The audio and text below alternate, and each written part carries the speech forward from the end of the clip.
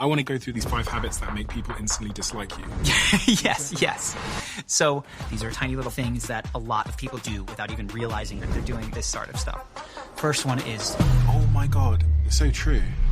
Charlie Houpert is a leading expert in charisma and confidence. His insights and practical techniques have helped millions of people master communication and body language to thrive in both personal and professional relationships. How important is charisma and confidence? It's perhaps the most underrated piece of success, and it's your ability to speak with conviction, the ability to influence someone, ability to connect with people. I mean, look at Donald Trump. He talked his way into the literal presidency of the United States of America. It's so incredibly powerful. And is it something that you can learn? Yeah, and I'm a testament to that, because growing up, I was invisible, not making new friends, not forming connections. I wasn't dating because there was this fear that I would get hurt.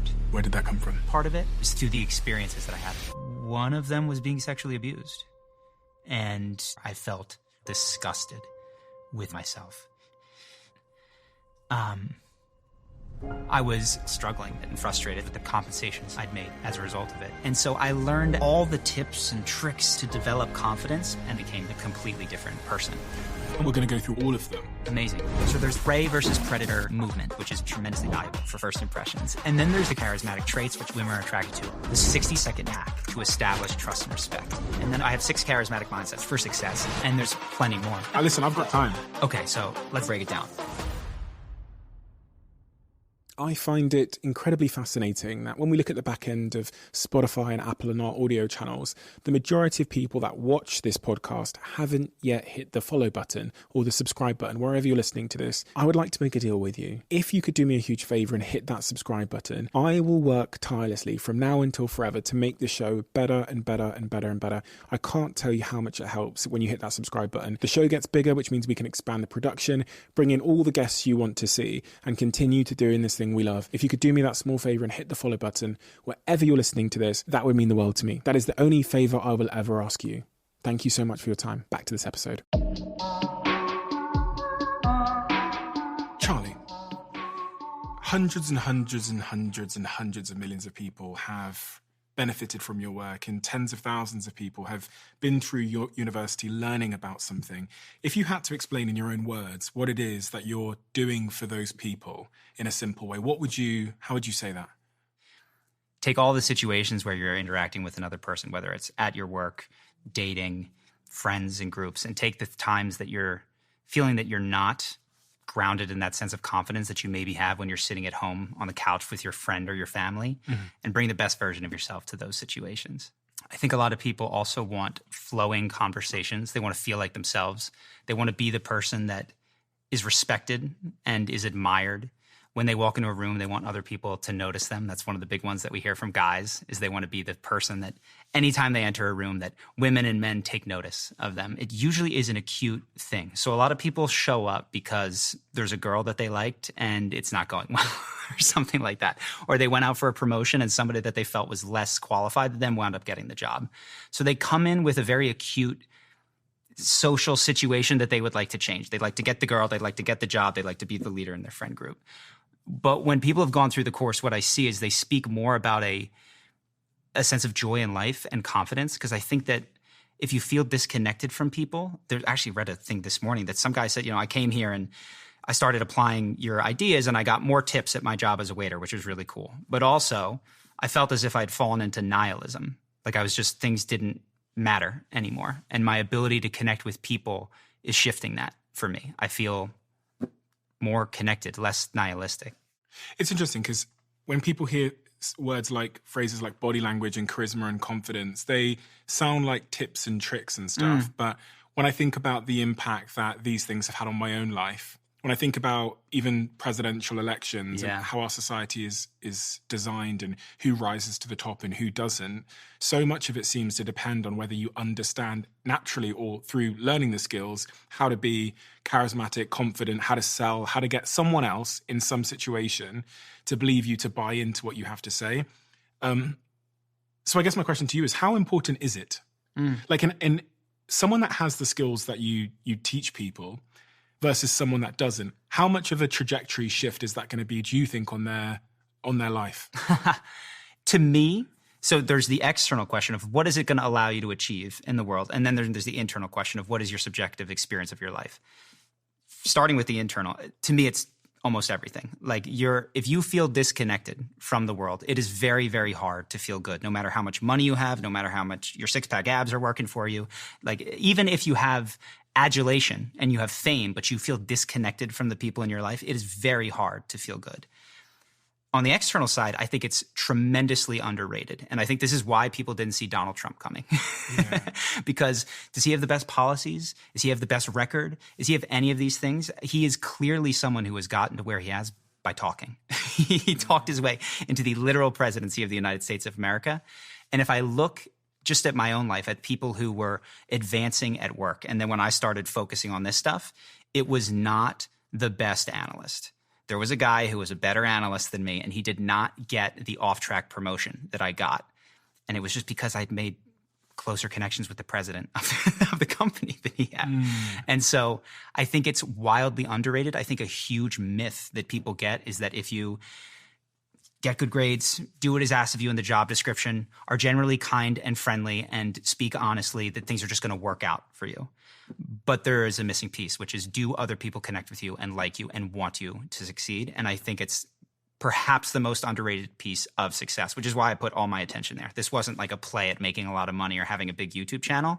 It was the highest leverage point that I felt and experienced in my own life. And is it something that you can learn? That is, yeah, I said there was a big myth. This is probably the first or second biggest myth, is that you can't learn it. And that I believe that for 18 years of my life. So the first portion of my life was charisma is being able to throw a football better than the other kids, right? Charisma is just the thing that you have at 13 that I definitely didn't have. And it was only around 18, 19, 20 that I realized that the way that I approached people in conversations had a dramatic impact on the responses that I got. So it is most definitely something you can learn. I feel like I'm a testament to that. And, the people who've gone through the course also feel that. And if someone hasn't seen your YouTube channel, what is it you're doing on that YouTube channel? So say that, we've got someone listening now and they've never heard of your channel before. Can you explain exactly what you've done on that channel, how long you've done it for, and how many situations you've looked at over the last decade? Yeah. So basically what I would do is I would look at moments. It started with a Bill Clinton debate. That was the first video that I ever did. And there's this debate moment where Bill Clinton and George Bush Sr. are having a town hall. So it's them communicating directly with people. And it's known as the moment that Bill Clinton won the election. And it's him going up to this woman and she asks some question about politics or the thing. And he goes up and he says, "How does this impact you?" And he looks her dead in the eye. And you could tell she's feeling it. She's connected with him, and he gives his answer.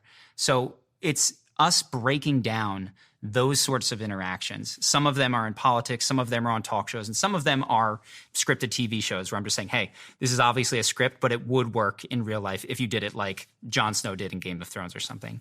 So we use that sort of as the hook because, a lot of people weren't looking. Charisma was not a topic that anyone was interested in 10 years ago. So we would hook people with Game of Thrones or this famous person, but the content of it would be how to handle a group interaction or how to lead more effectively. And these were things that I wasn't necessarily learning from these videos, but I was learning elsewhere in my life and then commenting on what I saw in these videos. And that really connected with our audience. And it's helped us get, I think, 6.8 million subscribers at this point.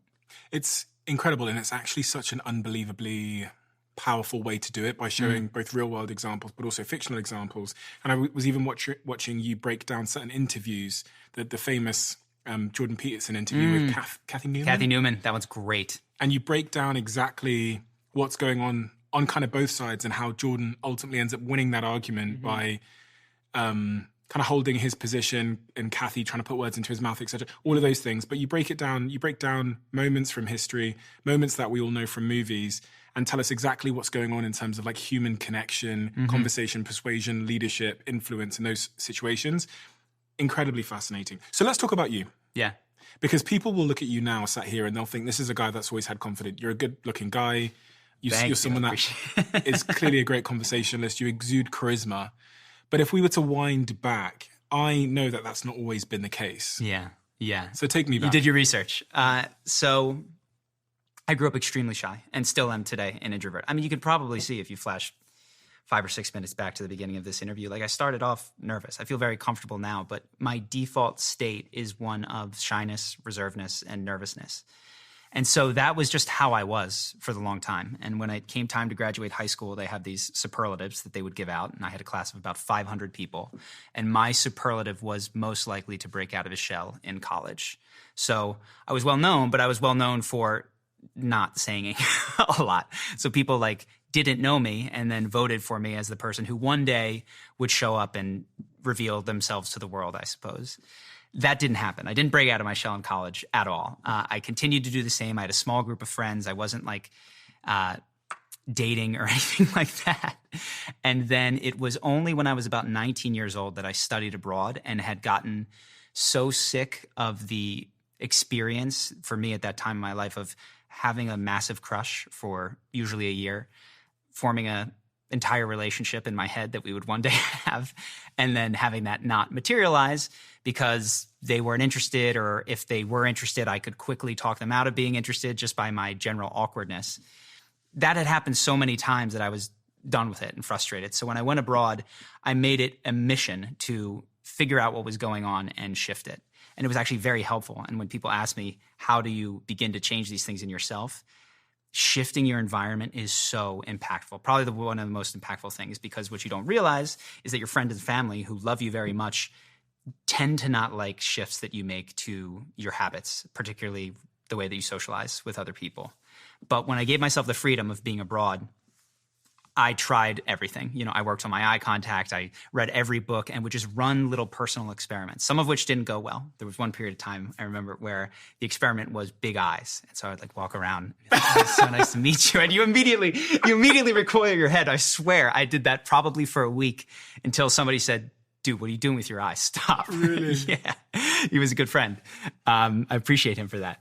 But it was just mini experiments, and I started them while I was studying abroad, and I continued when I came back. But by the time that I did come back, 6 months or a year later, the word in the college campus was like, what happened to you? You are a completely different person. You are outgoing, and you seem capable of talking, particularly to women at this case. And then friends were all of a sudden asking me, what should I do? And so that started sort of a second phase of my life where this was the primary focus day to day, you know, after like eating, drinking, and maybe getting some money in order to pay my bills. Other people, how to influence them, how to interact with them, how to get better friendships, how to talk my way into a job, you know, all of those sorts of things became the primary focus for me. Just to spend a second going back to what your sort of internal monologue was like through the awkward years of your life. How did you feel and what did you think of yourself? Like, if I'd asked you, what do you think of yourself back then, and you were to answer it honestly, what would you say? Honestly, which I couldn't have done, but I will tell you, ashamed would have been what I would have said. And I didn't know this about myself, but like I didn't have the right to speak up. People wouldn't have liked it. I remember I had one guy, and it didn't even bother me because I suppose it connected with how I felt. But he said, Charlie, you're so normal that you're invisible. And I think that was by design. Like blending in became a way to be unseen and a way to be safe. And I wasn't picked on. You know, like all of those things never happened just because I was there, but not in a way that was noticeable. The problem with that is, yeah, you're safe, you don't get picked on, nothing happens, but also nothing happens, right? Mm-hmm. You're not making new friends, you're not forming connections. Other people were forming new groups and expanding, and I was not. So there was a huge disconnect between how I felt in a more public setting and how I felt in more intimate, private settings. And did you look at some other people who didn't seem to have those challenges as, I don't know, biologically gifted? Yeah, freaks of nature. Is that what you thought? Oh, yeah, totally. There was clearly, the thought that something could shift in me to get me to have a different response didn't occur until I was 18 or 19 years old. And I think that's a really important shift for a lot of people, is where you start recognizing that it's on you. It's your responsibility. And the way that I put it at the time was, it's always my fault. So what I carried from 19 to say 28 or 29 was, if this interaction with you and I or anyone doesn't go well, there's something that I could have done differently in order to make it go well. And so that gave me this fuel to constantly adjust, because I was going, okay, That one didn't go great. What could I have done? Where did it break down? It was 3 minutes into conversation, but I felt they sort of dropped off when I started answering that question about my boring job in a really boring way. So let me, in this next interaction, talk about my job in a way that is a bit more exciting. And so I was really spending a lot of time obsessively reviewing and talking with my co-founder and best friend at the time, like what happened, where did it break down, what could we try differently, and then running these experiments. It was genuinely an obsession and a thrilling one at that. What was the difference between the guy who went on holiday that day on the plane versus the guy that came back in terms of skills or knowledge? What was the actual difference in the person? A willingness to stick your neck out there was the big thing. So one of the primary things that I did when I went abroad was ask questions that I otherwise would have kept to myself. So I was in a small town in Costa Rica called Heredia. And I showed up. I don't speak Spanish, right? So there's even more reason to, oh my gosh, I could make a mistake and it could go really bad and I could be bumbling. But I made a rule that I was going to ask, if I didn't know where my classroom was, I wasn't going to like sit with my piece of paper and then try to work it out on the map. I was going to ask a human. And when it came time to figure out where there was a good restaurant or a good place to go out at night, I was always going to ask someone. And thanks to that habit, as well as the friendliness of Latin people, that extended my comfort zone and gave me a number of experiences of you put yourself out there, something magical happens. So that is the easiest tip that I can give is one more sentence. So when people ask me, like, what is something that I could do to work on my charisma? I would say, you have dozens of interaction in a day if you're in any sort of populated area. You have an interaction with the Uber driver. You have an interaction with the person behind the counter. You have an interaction with the person who you get into an elevator with. And there's usually a prescribed amount of social interaction that you have. Maybe it's hey, maybe it's even less than hey. The advice that I give to people is if you want to get started, one more sentence than usual. So if you get into the elevator and the normal sentence is what floor, anything in addition to that. What floor are you in? Oh, have you lived in this building for a long time? You know, and all of a sudden you get to know your neighbors because the person that is just the elevator person who you're putting them on floor 3 now has a name. And every time it sort of compounds and expands and you get to have a wider social circle. So that's just one piece of the things that I would work on, which is one more sentence with people. But there's plenty more, and I'm happy to dive into first impressions and all that kind of stuff. Okay, so first impressions. Yeah. The big thing that I got wrong, and I see almost everybody get wrong, and it's bad common advice about first impressions, is that just the best way to get people interested in you is to be interested in them.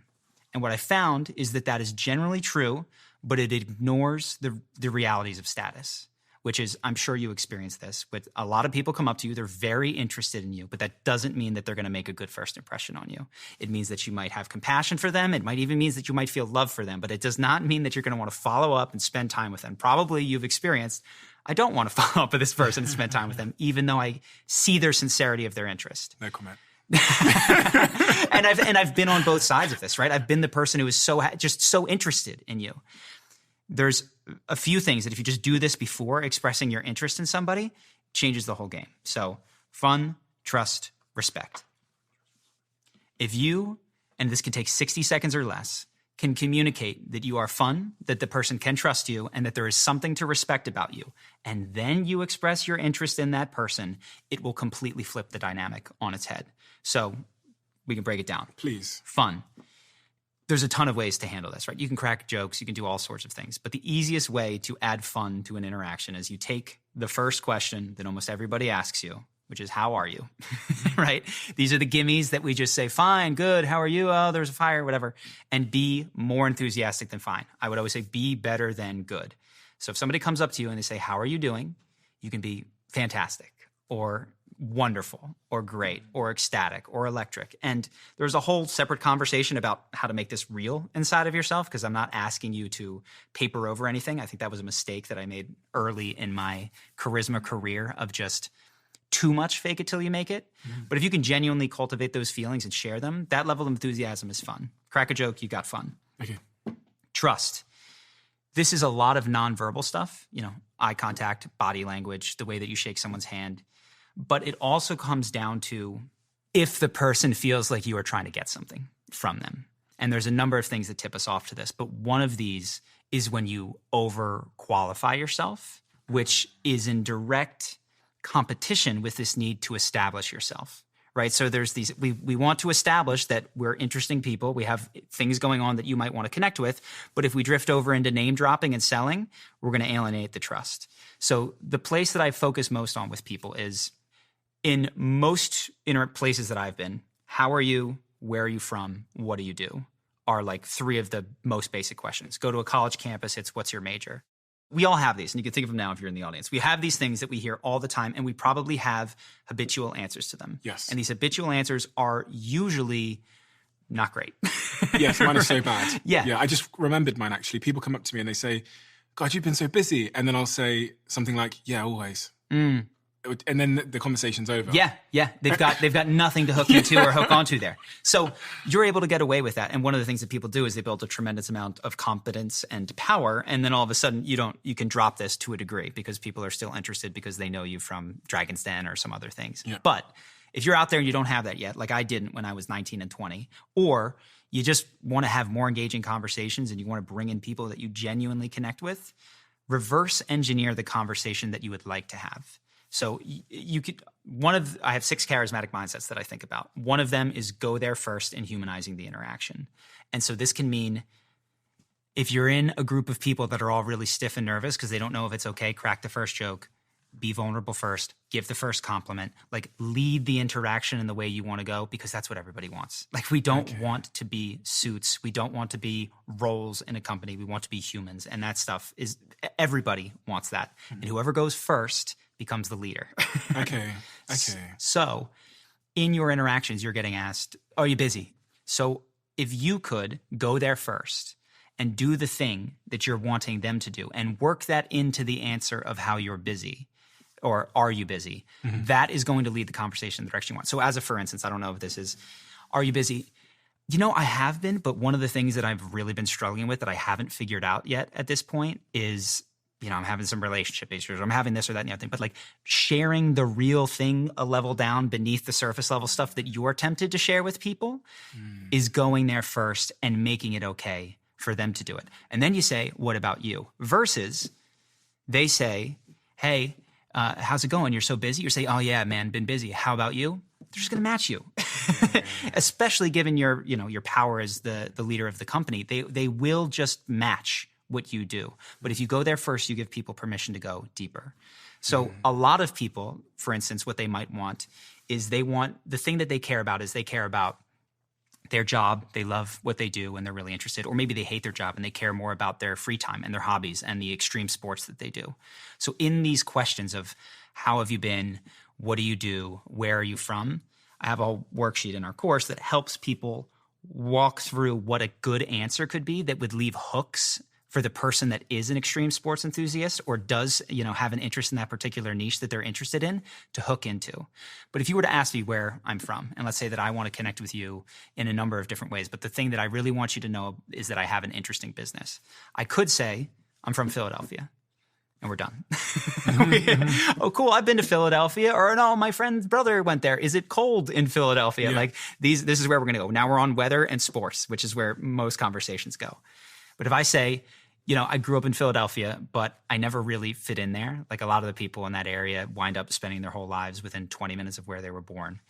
And so I traveled throughout my 20s and lived a bunch of places, but I now live in LA just because it's the right place for my business. And I end there. The next question that is coming from you is probably, oh, what's your business? Or where did you travel? So if I give you a number of different options to hook into here, you're going to take the one that you're most interested in. And so what I would try to do in these answers with myself and what I advise people to do is to take the 3 topics that you'd love to talk about. Like you'd love to talk about your travels, you'd love to talk about your business, and you'd love to talk about philosophy or whatever it is. And find a way to just leave little crumbs in these common answers that give the right person the invitation to talk to you about that thing. And this is something that I found really small talk can suck. It's very draining to sit here and how much more can I say about the weather or local sports team? I can't keep doing it. Yeah. But when you do these sorts of things, it opens up the opportunity for connection so much more quickly in interaction. And I hate small talk. Yeah. I really hate it. I find it really draining. I find it so fake. And I kind of want to get on to the real stuff. So you're saying that's how to do it, to leave sort of crumbs in my response that will send us down a more interesting pathway in conversation. To really think through how do I and what do I want to connect with people over, right? It's not the weather and it's not the local sports team. It is, in my case, I want to interact with people that are interested in the same sort of like YouTube space that I'm interested in. That's one of the things. Beforehand, I thought that I knew about people. I was like, I could tell who that guy is. I know what kind of life he has. But when you start leaving these clues, people surprise you. The types of connections that come from people that you wouldn't expect are, I don't know another word other than like magical. It's very special to see that the world is full of opportunities where once you saw it as, I already know what's coming from this person. It's just going to be a boring small talk conversation. And to find that that person could be someone that you do business with or become very close to or winds up being the brother of someone that you date is very exciting to me. There's a real mindset shift in that, like seeing the world differently as a set of opportunities versus this sort of like fixed thing that you just have to navigate. Yes. And also there's a playfulness that can be brought to it as well. So one of the other things that I talk about is flirting with the world, right? So what I mean by this is that when you go out and you're flirting, you tend not to be literal in your answers, right? There's a playfulness that is engaged. You're going to joke with that person. And what a lot of people do, and I'm guilty of this all the time, is when you're checking out at the store, you're doing anything, you are very literal in your answers. Can I help you with anything today? Can I get one other thing? What floor are you on as you get in the elevator? And if instead of I'm on floor 3, you say, I don't live here, I'm just casing the joint for robbery. It's just like that little stuff that is playful, that is what people are dying for. So many people are on autopilot. And when you bring that playfulness, that little flirtatious energy to men, women alike, things open up in a very fun and exciting way. Does that come from confidence? Because I've noticed that I'd certainly flirt with the world more now that I feel like I have a greater sense of confidence that I didn't have when I was 18 to 25. Yeah, I think it's a circle. I think it absolutely comes from confidence. When you feel good, you bring that playful energy to the world. And I learned to develop confidence there was a time of faking it till I made it, where I wasn't comfortable, but I had this rule in my head. I'm in the elevator. I have to say the thing right now. That's what I did. And then the interaction went well. And now I'm building these reps of good experiences where I'm seeing that my belief about the world is this place that I just had to make it through is not true. There's fun opportunities everywhere. I really want to make sure I've got everything on this first impressions point as well. Is there anything else that I need to be aware of? You talked about nonverbal cues. And I mean, there's so much information out there that says nonverbal cues are everything, that then maybe nothing. Do you think they matter? And what are the most important nonverbal cues when it comes to making a good first impression? One of the ones that I see is prey versus predator. Prey versus predator movement and prey versus predator gesticulation. So if you think of an animal that is a prey animal, like a little bird or a little rabbit, they're very like herky-jerky and they dart. And you think of a predator, you think of a lion or like this like sort of languid, slow movement. Now you don't have to dial it up to sleepy lion level, but one of the things that you see with people that feel very afraid is that they dart. Their eyes are very darty. The hand goes in, the hand goes out, goes back into the pockets very quickly. A bit of slowness to your movements, a bit of calm, especially if you're an anxious person, can help a lot. That doesn't mean you need to lower the energy, but it just means you can slow things down a bit. The other thing that I find is, this is almost pre-first impression. If you're out at a social event, right? You're at a networking event, you're at a bar, I think a lot of people do not realize the intuitive sense that others have for what is going on around them in interactions they're not directly in. And so what will happen, and this is connected to the prey thing but not identical, is that people go out to a networking event and they feel very uncomfortable in their own shoes. And so they're looking at their phone or they're standing by the bar and they're sort of looking around for something or someone to rescue them from their loneliness. And when you can shift that to, I am going to be comfortable where I am. I'm going to find one person. My friend and I would go out to the bar, and the rule that we had was the most interesting place in this entire bar is the space between our noses, right? It doesn't matter. You can say whatever you want. You could be like, I'm terrified here. I'm so scared. I wish I could go home right now. But we have to engage with one another.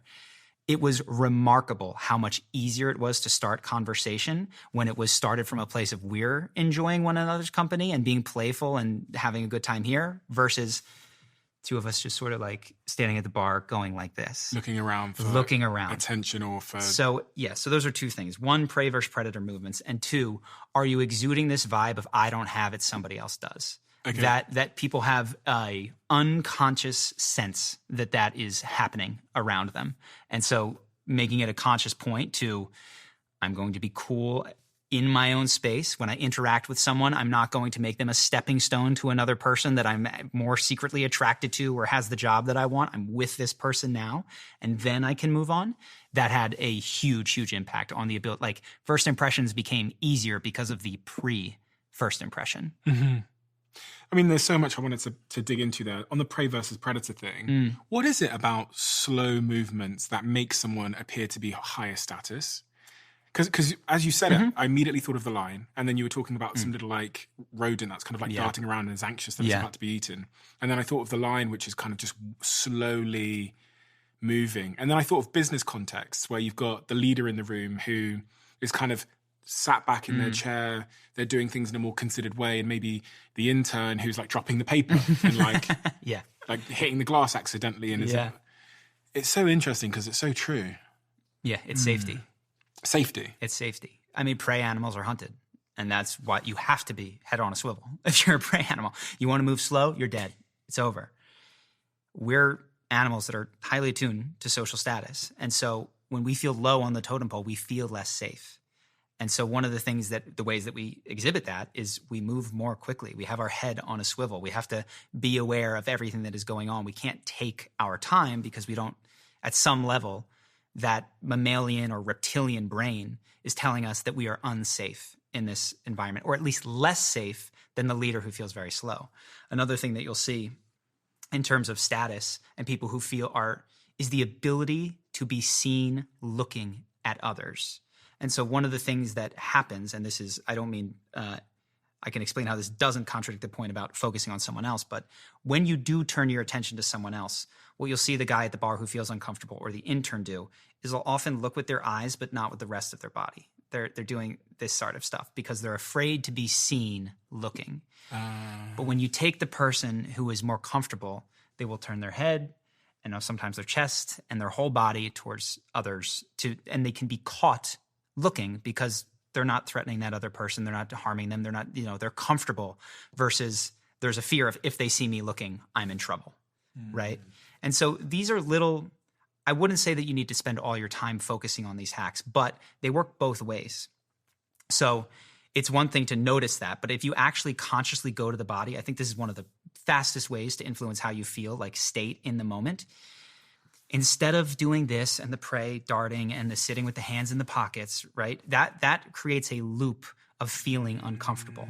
So one of the first things that I would do when I was going out to a networking event or a bar or anywhere where I felt uncomfortable was dance floor. Because on the dance floor, I can go, and open up and feel more comfortable through my body because I'm signaling to my body as I expand my arms and dance and wave them that I'm safe, right? And so it's a two-way loop. So if you notice yourself at a networking event or a bar or anywhere where you're feeling uncomfortable and you notice that you're doing this and you can say, okay, I can't go to my brain and make these anxiety go away up here, but I can choose how I hold myself. This is the Jordan Peterson stand up straight, right?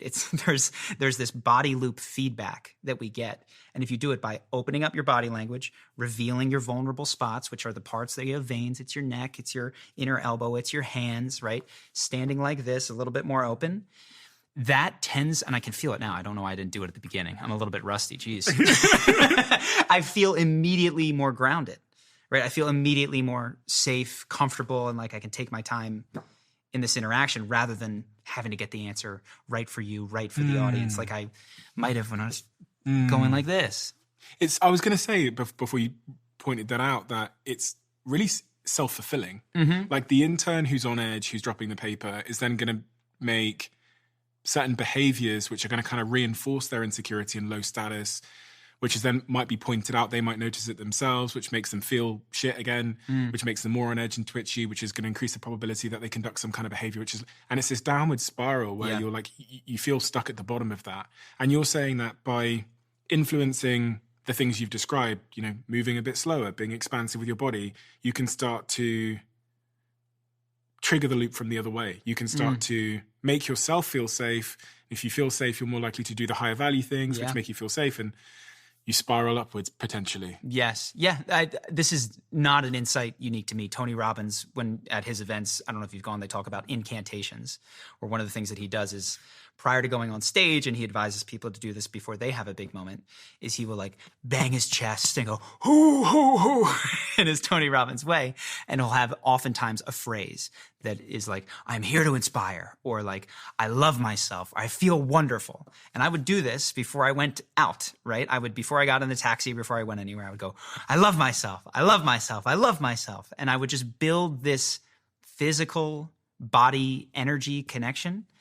And it's real. It happens. It makes a dramatic impact on how you show up, because oftentimes you only get 30 seconds, right? It's not a lot of time when you're sitting down in that interview before the person starts to form an opinion about you. So going in with that energy that is like, look, I approve of me, and I'm going to have the body language communication that tells you that that's how I feel. People often pick up on that. You can think of interactions as two people who are storms of beliefs encountering one another. And if my storm of belief is, I'm not really sure about this, I don't really think I deserve this job, and you probably shouldn't talk to me. And your storm of belief is, I don't know a lot about this guy, but let's find out. I'm going to win. And you're going to pick that up, and you're going to, I don't think this guy deserves the job, whatever. But if the belief is, I deserve to be here, I love myself, I can be comfortable, I can be human, and I'll be okay if this doesn't go the way that I'd like, that's what wins out in these. It is the higher conviction belief that often bleeds through in interaction and becomes the one that defines that relationship, at least for that limited time in that context. It's funny because I think about my nonverbal cues all the time. I meet so many people in so many different contexts, and a lot of the time I'm like tired, and my head has a million tabs open. So I try and influence like how I'm showing up with like my body language and eye contact. And outside of the things we've discussed, is there anything else that you think I can do to try and leave? I don't want to be rude. That's what I don't want to be. I was going to say I want to be warm, but there's something. I want to be myself, and I don't want to be rude, accidentally rude. So you worry that you might come across sometimes, as accidentally rude? Yeah, because I don't know. You meet people like my assistant Sophie. She walked in here now. Hiya! She's just got like that, like 24/7 energy, and I ain't got that. Yeah, I'm not that guy, and I'm not gonna fake it. And I've never been good at faking it. But is there anything else that I could accidentally be making people dislike me, just with small things? No, I can say the areas where I've felt most connected to you, which is I think the opposite of rude. Rude is like, I'm not interested in you as a person. The areas where I've felt most connected to you is where one of us, again, went there first and like said the thing that was real. It's the moments where you stop, neither of us is trying to perform at all for the camera, and there's still a sense of the audience is there, but yeah, that's where I feel any rudeness is gone. Interesting. And when you say that, I think about like everyday interactions. And is there ever a situation where like going there first is a little bit too strong? Try it. That's what I would say. So the thought is the one that you have, everyone has, right? It's no, I can't. Because if they didn't have that thought, they would have already done it, right? I will tell you a brief story that my brother reminded me of today as we were driving in. I was like, I need my charisma stories. And he said, you can tell the one about me. So your brother who's in the green room? Yeah. Okay. We went to a networking event, and for whatever reason that day, I was just in this zone of I'm going to be a professional because this is a networking event, and the channel wasn't established at this point, and he came with me. And so I'm going in there, and I'm going through the line. I'm filling out my card. What's your name? Charlie. What do you do? Okay, I'm getting my information. I put my badge on. I walk through, and he goes behind me, and they say, what's your name? He says, Dragon. And she says, excuse me? I said, no, write Dragon on the card. It's going to be great. And so he then starts a conversation with her, and they're like just being playful. And then he puts dragon on his chest, and I'm going in trying to impress people with my professionalism. And people are like, "What's up?" He's like, "Dragon here," and he was a hit. Right? He didn't have anything to do with the networking event. He didn't have anything to do with the context of why people were there. But the interest that he got was so much immediately more than I was getting, being the one that actually had the business that was somewhat related to the thing. And so even I believe that these rules on how we should engage are set in stone. And what I think few people have done, if you think of your entire life, you're either hitting it perfect, undershooting, or overshooting. Everyone's fears of overshooting, but they spend almost all of their lives undershooting. Overshooting is in coming on too strong. Yeah, and that it's okay, but like there's type 1 and type 2 errors, right? And if there's a perfect middle ground of like, wow, like that was a trauma dump on that person would be an overshare, or like, ooh, I maybe shouldn't crack that joke at a funeral would be going there first type of a thing.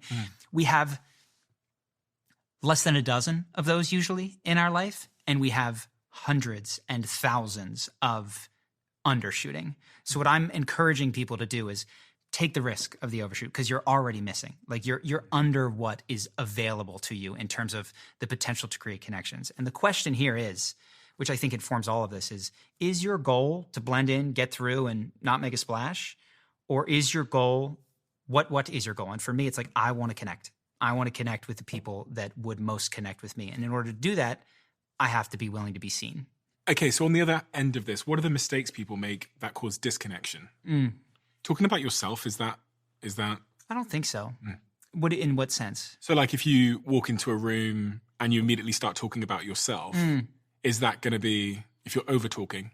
Good question. It's about, do people have opt-in points? So are you stopping and giving the person a chance to re-opt into that line of communication? So this is, again, one of the things we work on those initial questions is, okay, you want to share your values early in the interaction, but am I just going to give you my life story, right? I'm not giving someone a chance to opt in. But if I make it 3 to 5 sentences and I say, I grew up on the West Coast, and it was perfect because there was surf everywhere. And then I met my wife, but she's super close to her family, and I just wanted to be a family man. So now I live in the middle of the country, and whatever. You give like 3 hooks that people can hook into, and then you're done. That's fine. But some people don't give a chance for anyone to step in and get a word in edgewise. So that's another piece that I think. And I could also ask them, right, if they surf or something. Yes, exactly. But also, you will see that sometimes early in an interaction, if you indicate these points of, like, people will often comment on what you have to say. You don't need to ask them necessarily. Like if you give that thing that they like, you often don't have to, like, they will jump in with the thing that connects to it.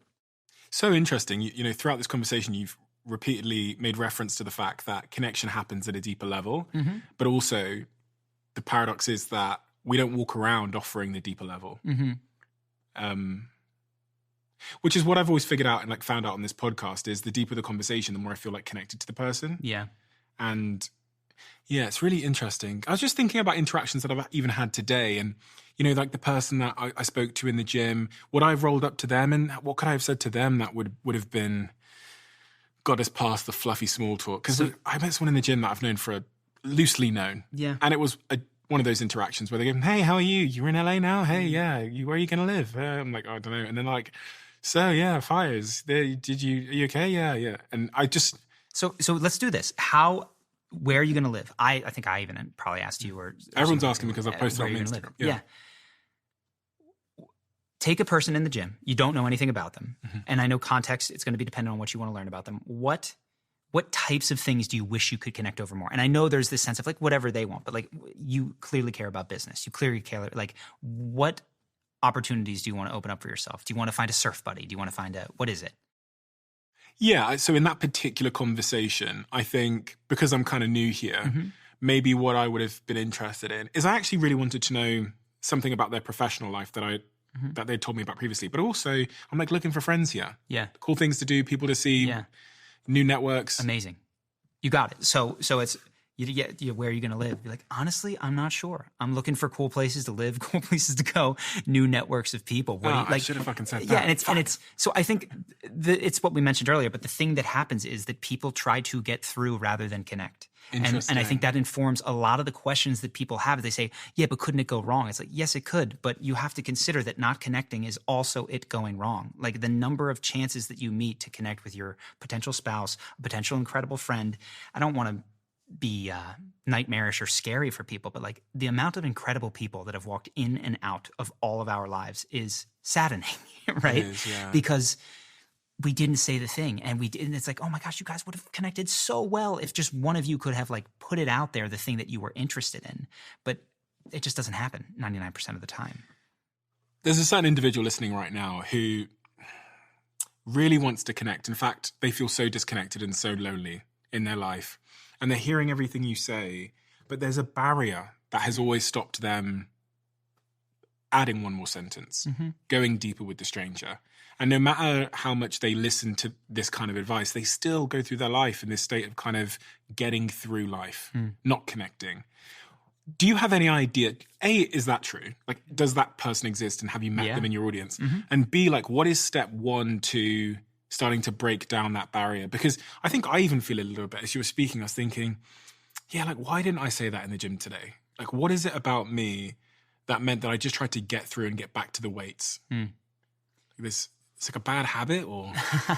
I think there's a number of things. In your case, and I've experienced this, I don't know if you have this, but when you get into a position that is a lovely one to be in of relative power, right? Like people want to come on the show, they want to know what you're up to, they maybe want to go to the parties that you're going to. One of the ways to avoid having to constantly set and enforce boundaries is to shine less bright. And so I don't know if you feel this, but I notice myself not following some of my own advice these days. And when I reflect on why, it's because if I say that I have a YouTube channel and they say how many subscribers, and I say how many subscribers, then they want my phone number. Then they want my this. And in order just to circumvent all of that, I like work from home. I will shine less bright. And I realized this years ago when I was doing breakdowns and I was doing all of these famous people. I'm like, I'm going to do one on Justin Bieber because he was such a bright, excited young kid. And then I looked at him at the time, he was 16 to 18. He was on Jimmy Fallon and he was so flat. And I was like, why is he so flat?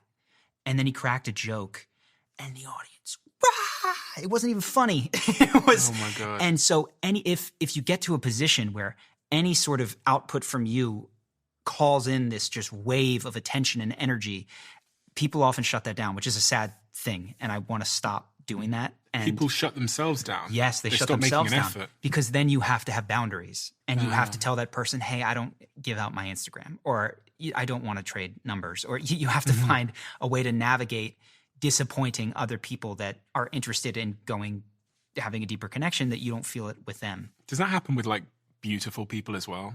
Because almost certainly. Do you know what I mean? Imagine they just get it all the time. Everywhere they're going, people are trying to connect. Yeah. Well, and I think, in terms of things to watch out for, I didn't realize this because I do think it's not necessarily a good thing, but young women, I think, realize this as they hit puberty, that there's going to be people interested in you that don't really want to get to know you, right? They're interested in you because you're beautiful. They're interested in you for these other reasons. Same thing tends not to happen with young men.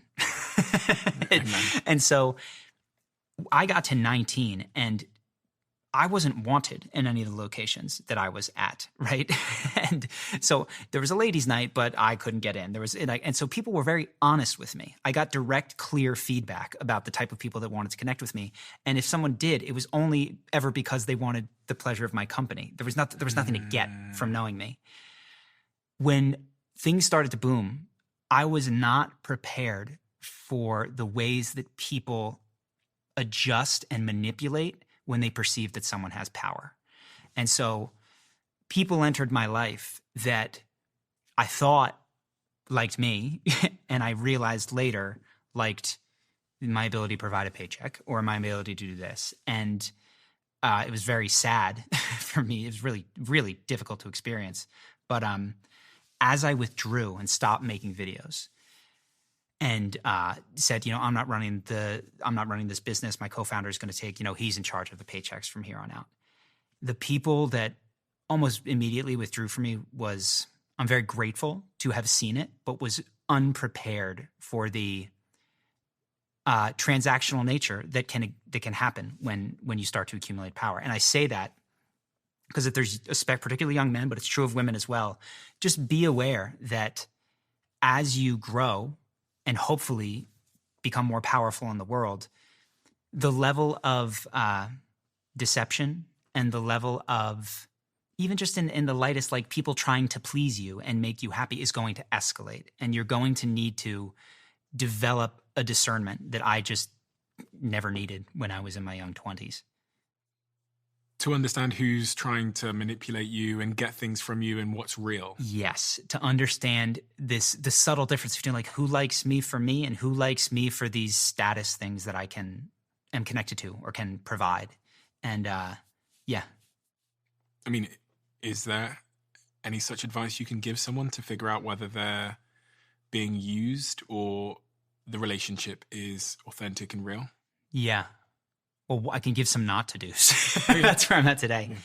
This is niche. But if you're a business owner, be very careful about making I made a single person my like point of contact to the business. Mm-hmm.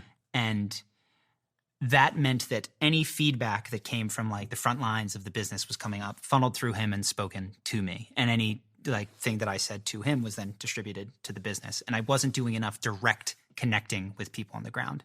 And what happened over a course of years is I learned, and I didn't find this for years, is that I was being, a generous word would be like, there was some fudging of the truth and then there were outright lies. Be very, very careful about making one person your eyes and ears in any aspect of your life. But I did that in the business and didn't, touch base and connect directly with people and say, hey, how are you feeling? Is this true? And I lost those direct connections, and it wasn't required in a company of my size. It was just a foolish novice entrepreneur mistake that I'd made. Happens so many times. It happens a lot in business. People listening to this now, if you're working in a business and there's a manager in between you and maybe the top of the business, managers have a tremendous power to control narratives. Yeah. Everyone wants power, I would say. I think that's a fair statement. Pretty much everyone wants power, and we can define whatever power means. But I guess there's two paths to attaining power. Mm-hmm. There's delivering value for people and being useful. And then there's what you described there, which is manipulating the situation so that you're perceived as being necessary. Mm-hmm. Yeah, and it's making sure that your name is on the project, right? In a group project, there's always people that are doing the majority of the work, and there's people that are making sure that they're presenting the most important piece or making sure that their name is on the project. Narcissists, sociopaths. Some of the videos you've made on your channel before speak to this type of behavior. Yes. What were the things that you missed that are like characteristic of narcissists? Because I know you've made videos about this subject where you analyze other interactions with other people, but for someone who might not be aware of some of those subtle cues, what kinds of things? My co-founder and I had several conversations about this person where we said, man, and we had these dozens of times, I wouldn't be shocked to find out that he was lying on his job application. And we would just say that to each other. And so if you find that there's just a doubt that you don't believe that somebody says that they were very successful in a thing and just doesn't look like it, there's that phrase in business, which is if there's doubt, there's no doubt when it comes to hiring and firing. I didn't follow that. So just pay attention to your doubts. And if you need to, write them down. But it's the voicing of it in a weird way was a way of blowing off steam and not addressing the core issue. So that was one thing.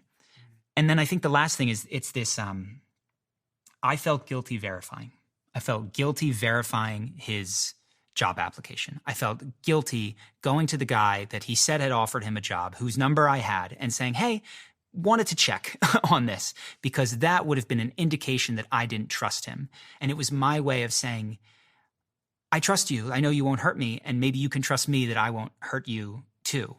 Never mind that they were not reciprocal relationships. But the reason that I'm so interested in these sorts of things is because I had, by the time I was 28 or 29, built the life that I dreamed of when I was 18. I had the girlfriend that I wanted. I had more money than I dreamed of. I had the dream job.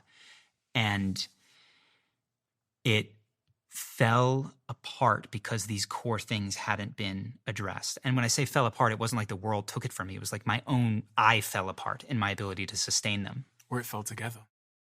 Thank you. That's the truth. No, that's the truth, man, is I'm so grateful for the ways in which it broke down.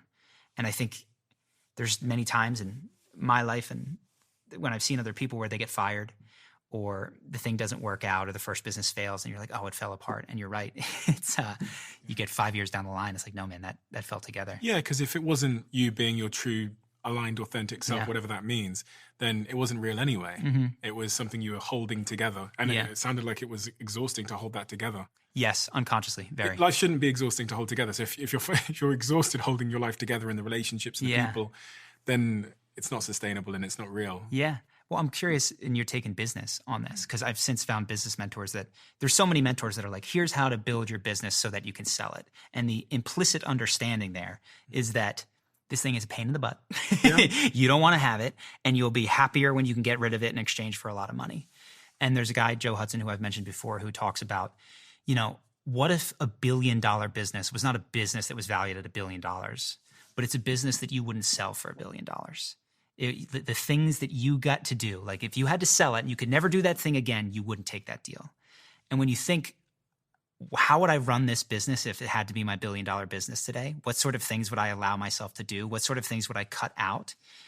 It's a total paradigm shift on business. What an amazing question to ask yourself. What an amazing question to ask yourself. So the way that I heard that was, if I wanted to run this business like a business that I would never be prepared to sell, what are the decisions I would make today? Mm-hmm. Okay, so you'd get rid of the toxic people that are destroying your peace, irrespective of how many clients you might lose or the short-term net loss of that or how it might disgruntle people. You would probably set a pace that you could go at for 50 years. And you'd probably disregard like metrics and growth numbers and stuff like that. Yeah. You'd focus on doing work that you truly love, not what the audience want, not what the clients are paying you for, but what you truly love. And you'd work with stakeholders and partners that treated you with the respect and the courtesy and the same energy, love, curiosity, fun that you need to do this for 50 years. So you wouldn't work with arseholes. Yeah. Even if they were paying you a lot of money, you'd say no to a couple of $1 million. I guess that's my answer to that question. Yeah, that's the answer to that question. Oh, is it? Okay. Well, right? I mean, of course it is. It's the opposite of what you would do if you were building to sell, which is 100%. I'm going to, get someone else to be the front man because I don't want to do it. I'm going to have them do the boring thing that I don't like. Instead of, no. Like, why are we doing these things that we don't like? You wouldn't tolerate. Exactly. There would be zero tolerating. And you may or may not wind up with $1 billion, but what I have found is as I lean into that, that's where these leaps and breakthroughs are. It's linear thinking to figure out how to please the audience and please other people in most cases. But there's these exponential leaps that you make when you're like, what do I want to see in the world? That's where you go from 0 to 1. That's where you make the thing that has never been made because you want it. Yeah. So it's a hard place to get to. Mm-hmm. You've got to have, I think, life fail you a few times before you kind of figure out what you've described there. And I can certainly relate in my life to that. So even when I think about this podcast, I speak to Jack. I think I had this conversation with Jack the other day. I was like, in order for me to do this for 20 years, what am I going to need to do today? What am I going to need to sacrifice today in order to do it for 20 years? And I can kind of tell you, just a top line thing is when a guest request comes on my list and it says this has happened, they have 70 million followers and their stories there, what they've done, etc. And it's like, this, Steve, we know that this is going to get huge numbers. But I don't want to sit there for 2.5 hours and speak to this person because I have no interest in fucking pop music in South America. I know that the long-term decision to do the show for 20 years means in that moment I have to say no. Because if there's multiple days in a row where I show up to this set and I sit down and I wasn't looking forward to it, I'm going to end up where you said you ended up, which is that feeling of burnt out, broken, lack of meaning. What gives you the strength to say no to the superficial win? Especially when there's this would be great for you. Wisdom of fucking up so many times in my life when I did that. Burn. And also being able to look forward at someone like Joe Rogan and watch his interviews where he talks about this and realizing that this principle of if you want to go far, you have to play like long-term games and make long-term decisions.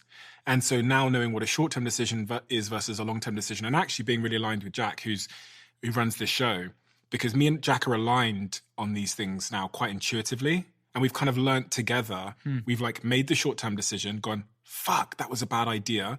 So you kind of build this sort of collective wisdom that the right thing to do for the long-term health of this show is having a set of principles. And I really wish people understood that, because especially when the show gets big, there's so much pressure to change.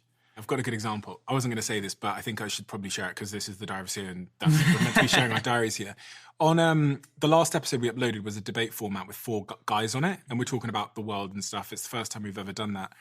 And I had a meeting with some people the day after that episode came out, and someone in the room was saying, oh, we should add a woman to the panel because the optics are bad. And I remember what I said in that room. I said, we should never, ever do something purely for optics. The reason why we should add a woman to the panel that we just did, and this is something we will do in future, is because we genuinely believe it will make the conversation better. And I said to them, and there was 12 of my teammates who work on this team in the room, I said, if we ever do stuff for optics, we slowly slip away from our integrity. And there's a paradox there, because you think the high integrity thing to do is to like cater to optics, what things look like. But actually the high integrity thing to do is to ignore virtue signaling and to do what's best for the conversation. And I just reiterated in that room that like the reason why in the future we're going to make these panels more diverse is because we believe that it's better for the audience. It's better for the conversation. That's the only reason we'll ever do it. And that's a prime example of learning over time that you've got to ignore virtue signaling. You've got to ignore because these things come and go. What's virtuous today will be cancelable tomorrow. And you've got to stay anchored to a set of principles. We digress. No, we do not at all. That is the second 6 charismatic mindsets that I talk about. That is the second, which is I care more about my character than my reputation. Let's do that then. What are these 6 charismatic mindsets? So we talked a little bit about the body language and the stuff. And really, I land much more in the mindsets and the ways of being. And this is to me closer to the core. First one is no matter what, I will be okay. And I'm feeling nervous on the way to this conversation that we're going to have. I'm in the car getting over here. I'm thinking, do I need to prepare? No matter what, I'll be okay, right? I go in here, and this is true in any social scenario. We can often bring life or death stakes to the interview, to asking the girl out, to whatever it is. Literally just saying the phrase in your head to yourself, no matter what, I will be okay, has this calming, clarifying thing that helps you focus on what you actually want to do and get out of this circumstance, and helps you stop focusing on how do I be safe? Because how do I be safe is how do I do less? How do I say less and just kill any chance of connection, right? So that's the first one. Second, I care more about my character than my reputation. It's very easy would have been like for you in that moment to, oh shoot, what are people going to think? The optics of this are not good. The leadership that you demonstrated by not just disagreeing, but by revealing your character will pay dividends, not just in how you guys handle optics. It teaches everyone on the team what matters, which is fundamentally the character, what is the case, not what looks like it is the case. And you also were able to bring it back. And I think this is the thing where we're talking about listening to criticism, is like, you didn't just hear it and reject it. No, we're not going to have a woman on the podcast. It was, if we do that, we do it for the right reasons, right? Yeah. So I care more about my character, and also the optics of, oh, I screwed up, now I have to fix it, or I screwed up, I have to dig my heels in. I think a lot of this is going on right now with Elon Musk. And the salute that he did is, I can't say, hey, I made a mistake. I can't say I didn't mean that by it. I can't do any of that. I have to dig in because I don't want to be seen to be weak, or I don't want to be seen to be this salute thing, though. Let's do it. Let's do it. Yeah, let's do it. I'm writing this video. Yeah. No. So Elon Musk, if you've ever seen him on stage, he is a very eccentric, totally, a little bit awkward sometimes individual who goes up on stage and says, it's like, rah, rah. And I've literally seen videos where he's like, rah, rah. And, you know, on the red carpet, I don't know if you saw that. It's like that red carpet walk that he did where he starts going like this. Yeah. He's making weird faces. This is him. So I'm not defending him at all, but if you have a lens of empathy and you look at the bigger picture and you also say, listen, this guy has no track record of not saying what he thinks. So if he tells me that wasn't what he was doing in that moment, he has no track record of like holding his tongue. Yeah. And it's funny because I consider myself to be apolitical, but one of the things that really turned me off when I saw the commentary around that was the left side of politics didn't seem to exert any, what's the word? It was just the reaction was so predictable.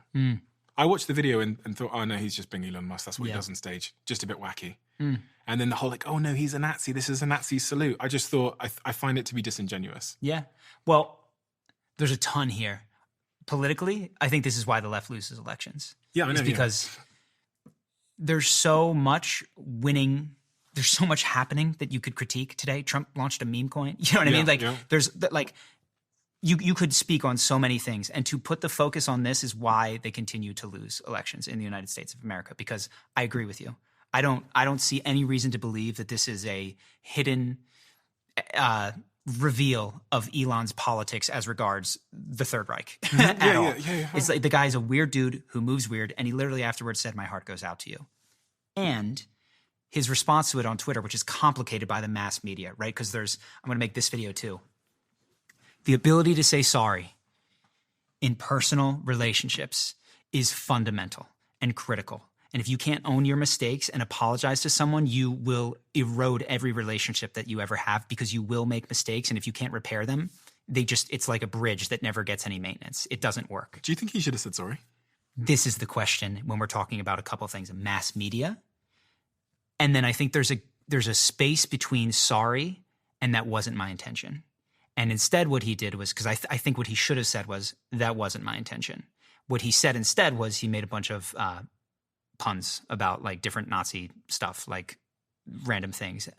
But do I think he should say sorry? No, I don't think he should say sorry. If he said sorry, can you imagine the mainstream media? Exactly. Oh my gosh. Exactly. So this is the problem. I'm going to make this video, which is if you look at this is tragic.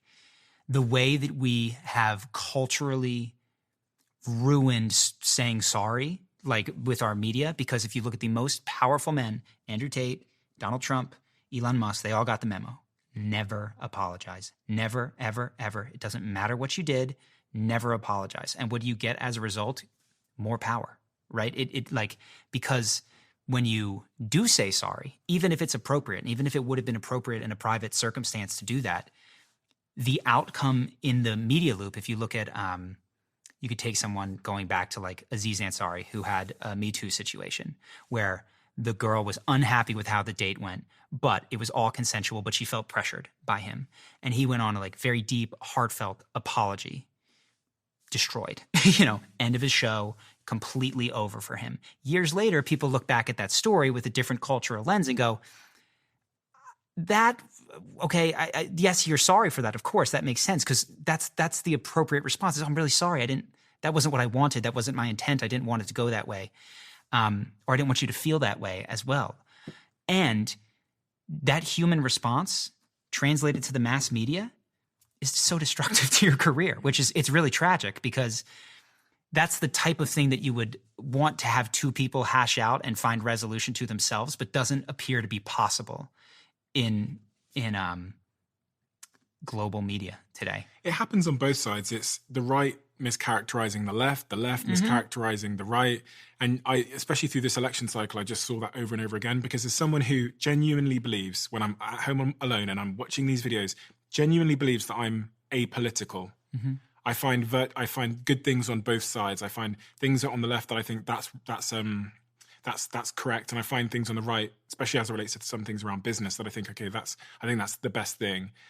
And I look at both sides, I think objectively, and I'm saying I think because I never really know my own biases, and I think you're both lying about each other. And this is the kind of world we've gotten into now, where, as you say, it's like there's almost like there's no hope for truth anymore. It seems. Do you own a business, or do you work in marketing? If that's you, listen up for a valuable opportunity from our show sponsor, LinkedIn. I'm an investor in about 40-odd companies. And while they operate in different industries, they all face one challenge, maybe the most important challenge when it comes to marketing: getting their brand in front of the right audiences. We can probably all think of times when we've been scrolling on social media and received an ad that absolutely wasn't relevant to us. LinkedIn has now grown to a network of over 1 billion professionals, including 130 million decision makers, which means you can specifically target your buyers by job title, seniority, industry, even company revenue. So stop wasting your marketing budget on the wrong audience and start targeting the right crowd through LinkedIn now. And because you're part of my community, LinkedIn is offering you a $100 credit for your next campaign. Head to linkedin.com/diary to claim yours now. That's linkedin.com/diary. And of course, terms and conditions apply, and only available on LinkedIn ads. Is Trump charismatic? The most charismatic. Yeah. So if we interpret charisma as the ability to succeed based on force of personality, right? If that's one view of it, the ability to influence and succeed, you have to give it to people that you might not agree with. And Donald Trump absolutely gets that. So does Alexandria Ocasio-Cortez, for the record, right? These people that are not there for their technical prowess, but are there for their ability to speak, definitely. I think what I've heard is that he's likable in person, like a lot of people that meet him like him, and he has this thing that I haven't totally identified that drives the left crazy, but it needs to be, rather than being demonized, I think it needs, I want to explore it. I want to understand what it is he's like very tough to stay mad at, in the sense that what he did, he's repeatedly in his base forgiven for things that would have been upsetting to them and would be upsetting if any other Republican said or did the things that he does. There is a relationship, I think, that he has with shame. And so if you look, it's like the first debate that he ever did. Boom, here comes the question. You call women fat pigs. You know, this is career ender right here. What are you going to say? You've called women you don't like fat pigs, dogs, slobs, and disgusting animals. Your Twitter account... Only Rosie O'Donnell. Well, the audience erupts and Megyn Kelly can't get a word in, and it was an entire campaign of that, like Teflon. Nothing sticks to him. And so you don't have to like it for there to be something meaningful there. And I actually want to go back, because I think the most impressive thing that he's done is not win the presidency. I think the Democrats fielded some less than excellent candidates, but my God, the way he took over the Republican primaries was insane. Because if you go back and watch those debates, which I currently am. The first time? Oh, yeah. I watched it all. Entirely against him. He doesn't have an audience on his side. There is no one that is on his side. And to watch him go down the line, take out Jeb, take out Ted, take out Marco, and win the entire audience blow by blow is fascinating to me. You're someone that analyzes this. Yeah. So what did you, because I've watched all of those debates. In fact, I've watched them so many times. Those Republican debates with like Jeb and his weak energy and I can't remember what he was calling Ted Cruz. It's like Lion Cruz or something. Lion Ted. Yeah, Lion Ted. I've watched all of those, but you watch it and you go, this is atypical behavior. Yeah. This is not how to be a president. What is he doing right there? I think that is the thing. He's like, he is him through and through. Like there's not a crack in him. And so many times, this is when people criticize you or criticize anybody, one of the things you'll see is, let's say that there's a comedian and they're on stage and somebody's heckling him, say that you can't tell that joke. That's bad. If you crack in that moment, more of the audience says, ooh, I don't know if you should have said that. But when you double down and triple down and quadruple down and endlessly down, you actually take more people with you. And this guy doesn't crack. Anytime he's attacked, I don't think he has defense in his repertoire. Like every time it's offense. So whenever somebody comes at him, he doesn't respond. He barely responds. That's not true. He goes, you should see what he's doing. You know, it's always, always offense. He's willing to brawl in those situations. And I think we are animals. There is especially in that Republican primary with people like Jeb, there's a simple thing of like, oh, this guy just owned that dude, right? He just completely made him seem like a child who was interacting with an adult, like as he whimpered away or trailed off. This is something that I teach people is when you're speaking, just as a matter of habit, and you can break this rule once you've established it, but if you're a shy person, finish your sentence before you let someone cut you off. Find a period. And then the other person can jump in. But if we're talking and you jump in and I just sort of trail away, has this sense of fragility, weakness, and it encourages people to speak over you. If you look especially at the first debate, the people that he was arguing against got run off constantly, and they hoped that the moderator would bring them back into the debate. And it's not ideal that politics works like that, but it was a bludgeoning game. It was just like he makes these people look weak in front of them as he dictates the pace and what's going to happen, and he's not listening to anybody, and the audience starts lining up behind him. It was, I have to go back, and the video will have much more precise moments of this, but that is what I've seen. Is just I've started to compile things. So that was the second. That's the second of the charisma. We're going to do this. Number 3. Well, so I'm glad that we're doing it in this order because it gets the caveats out of the way, which is the third one is I have impeccable honesty and integrity. Mm-hmm. And you can see how exactly what we were talking about is like, well, not really. There's ways in which power moves, not always following honesty and integrity. But when I think of that deeper form of charisma, the kind where like Socrates, Jesus, like the people that are not just charismatic for a time, but are charismatic forever. And we look to as paragons of who we want to be and have this leadership quality that is not just transactional, but moves people to become better versions of themselves, which is ultimately what I aspire to. And I suppose I've used charisma in 2 different terms. One is, can you influence? And the other is, do you awaken the best in people? If we're using that second term, I am honest and I have high integrity is fundamental to that, because what I found is that even if you tell small lies, for instance, you're running late, you text your friend, I'm on the way. You're not on the way. You got to brush your teeth. You got to get ready. You train this learning in yourself that is, sometimes I lie. Sometimes I'm not to be trusted. And when you lie sometimes, you hurt your ability to speak with conviction all the time, because there's some part of your brain that is going, am I telling the truth? Am I saying the real thing? Because sometimes I don't. And so it influences your capacity to influence with conviction and for people to know that you stand by your belief. What's really interesting is something exactly what you've said. I noticed in a friend of mine, and I had to say, we're really great friends, and we've been friends for a long, long time, but I can't trust you because I see you telling small lies to other people. That's so brave of you. Which makes me think that you tell, when you speak to me, I have to figure out what the truth is. And this is something which I think ties into point 3 here, which is if you observe someone willing to tell tiny lies to other people, even exaggerating stories knowingly, when you know the truth, you know that X didn't happen, you go, oh my God, maybe the things they tell me as well aren't true. Yeah, so it erodes it in all different places. One of the things that I didn't catch early on that you just brought up was I sometimes had there were things that I wouldn't say. Like I wouldn't have that conversation with a friend. I wouldn't bring that to them. And that is a lapse in integrity, because look, I have this opinion, I have this feeling, you're someone I care about, but I'm not going to say it to you because I don't want to create friction or I don't want to do this. I'm not going to lie to you about it. I'm not going to tell you I trust you implicitly, but I'm just not going to bring it up. It took me 9 years to get to that point with this person. It's hard. It's very hard. But when you do that, God, it is such a deep form of love. It is such a deep form of respect, and it respects the deepest part of that person, which is, I know that these are your behaviors, but there's a you in there that is deeper than these habits that you have. And I want to speak to that person because I want you to know that I would like to connect with you and I would like to trust you, but I can't because of this. I think that is an aspect of friendship that is often overlooked, which is you've got your friends that you have fun with. You've got your friends that celebrate you, Which friends do you have that will lovingly pull you aside and tell you these sorts of things? There are usually vanishingly few.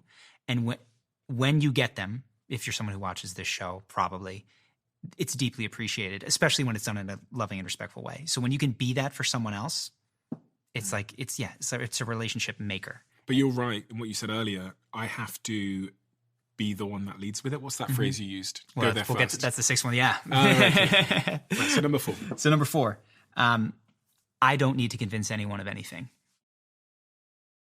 Interesting. Yeah. So a lot of times we think, I need this girl to like me. I need to make the sale. If this employee joins the company, it's going to be great. I need this particular individual to like me.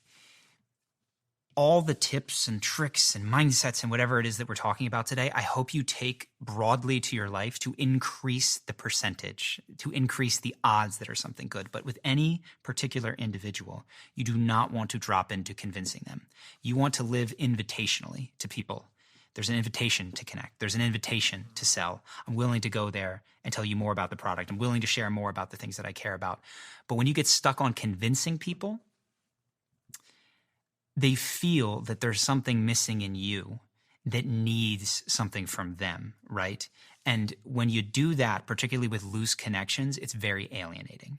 Now, there are times when this isn't about convincing, where it's appropriate in a relationship with like a husband and a wife to communicate clearly your needs. This doesn't mean you convince them, but it means you do state what you're wanting and needing in the relationship. But there is like convincing is when you won't drop it, when you won't put it down, that you won't accept someone's answer as it is. And much more important than convincing is filtering. And this is, you could have tried to convince everyone in your initial friend group that they should all be entrepreneurs. They should all do this. And you'd still be there today working on getting the next person to agree and you'd have no businesses and no podcast. But when you stop trying to convince and you reveal yourself, make invitations. I'm going this way. Who would like to come with me? I'm selling this product. Who would like to buy it? Yes, I'm going to learn how to talk about it in a compelling and interesting way that speaks directly to your problems, but I'm not going to convince you. So much more powerful. This is like a pretty incredible sales tip.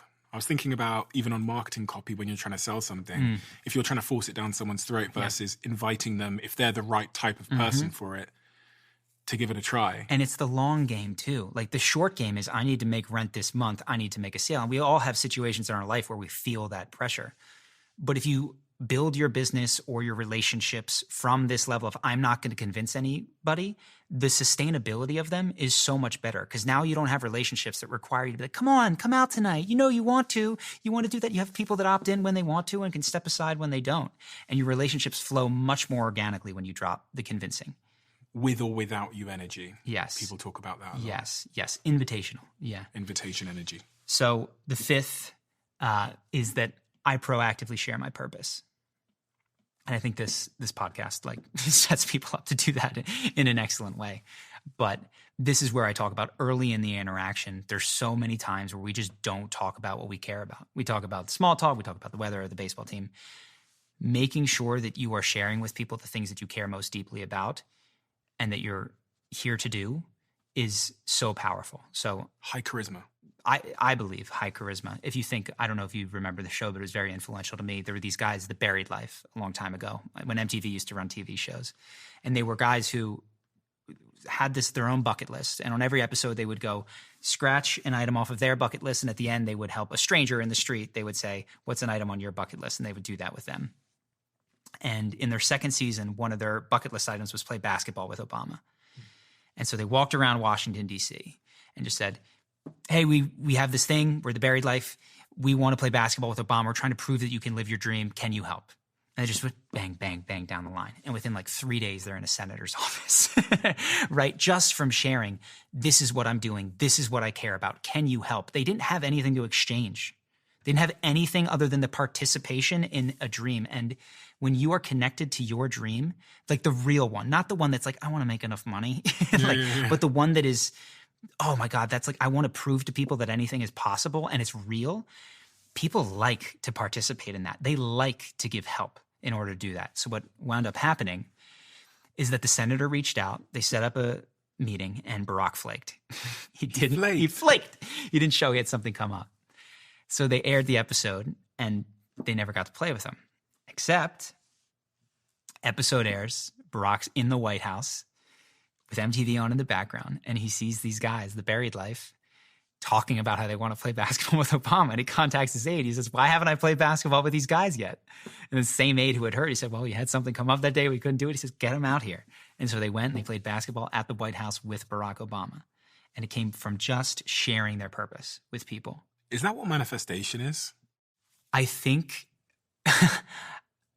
if manifestation is just thinking happy thoughts and waiting for them to happen, that to me is wishful thinking. But yeah, if it's putting your energy and your intent and your request for support behind the thing that is most important to you, like that's the reality of manifestation. And I think that's why a lot of people like Conor McGregor, you know, when they hit these places, they talk about the power of manifestation, I think are often misinterpreted because it's not just seeing it or thinking about it. It's putting your full life force behind it, reaching out, asking for help, and contributing your part of the pie as well. I love that. Yeah. I love that. It's really, really important. Number 6. Number 6.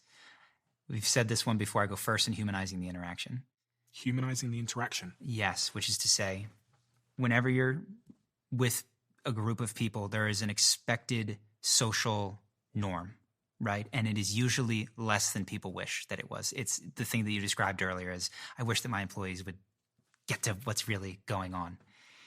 And it's the ability to be the first one, like I told the story about my brother, to crack the joke about the dragon name tag, right? And that made everybody in the event funnier. Now they all want to crack jokes and they all want to be playful. It's the ability to give a compliment first. Sometimes people are afraid that it'll disrupt their status if they're too complimentary. And we did talk about how at the beginning of an interaction, it's useful to establish fun, trust, and respect, but then feel free to pour it on, right? Compliments, and then vulnerability, right? Going first, sharing the vulnerable thing. There's a fine line, of course, between trauma dumping and just outpouring without checking if the other person is with you and wanting to go there with you. But yeah, to dive into the thing that is unsettled in you or that hurts or that you're working on and you're not sure about, man, when you go there first, it's like the room transforms around that. It's like everyone's like, oh, me too. Yeah, I'm also struggling. Yeah, I also wish we could laugh more. Yeah, I also I love that person's sense of style, but didn't want to be weird and say so. So when you go first in humanizing the interaction, it is the essence of leadership. Sharing your imperfections. Mm-hmm. I saw this in one of your videos. That's kind of what you're talking about there, right? It's being willing to show the chinks in your own armor. Yes, it is. I think a lot of people like me have an idea that charisma is looking like someone else that they admire. It is, and they don't know that person's internal dialogue, right? They don't know all the internal questioning is going on inside of them. And when instead you can start with where you are, so people will ask me, how do I deal with anxiety? And one of the things that I've said, and I've done it a handful of times on this podcast, is speak to it. Like, I felt nervous when I was coming in here. Like, if the thing comes up inside of you and it feels like you can't say it, give it a risk. Say it. It often creates a depth of connection that you wouldn't be anticipating. What about humor? Being funny? Being funny? So we haven't talked about this, but there's, I think about charismatic types of people. The 5 types that I think of are high conviction, authentic, funny, empathetic, and energetic. And so basically, high conviction are people that they're that belief storm that when they encounter you, they just win. That's Conor McGregor. Like, he's 19 years old, pimple-faced guy saying he's going to be a champion of the world without a waver in his eye. Steve Jobs, the story of Mike Scully, who was one of his chief officers who came and worked for him. I don't know if you're familiar with it. Do you know what he said to him? What did he say? So they're having a meeting and Scully's not going to join. And he says, do you want to sell flavored sugar for the rest of your life, or do you want to come with me and change the world? And Scully was at Pepsi at the time? Yeah, he was at Pepsi.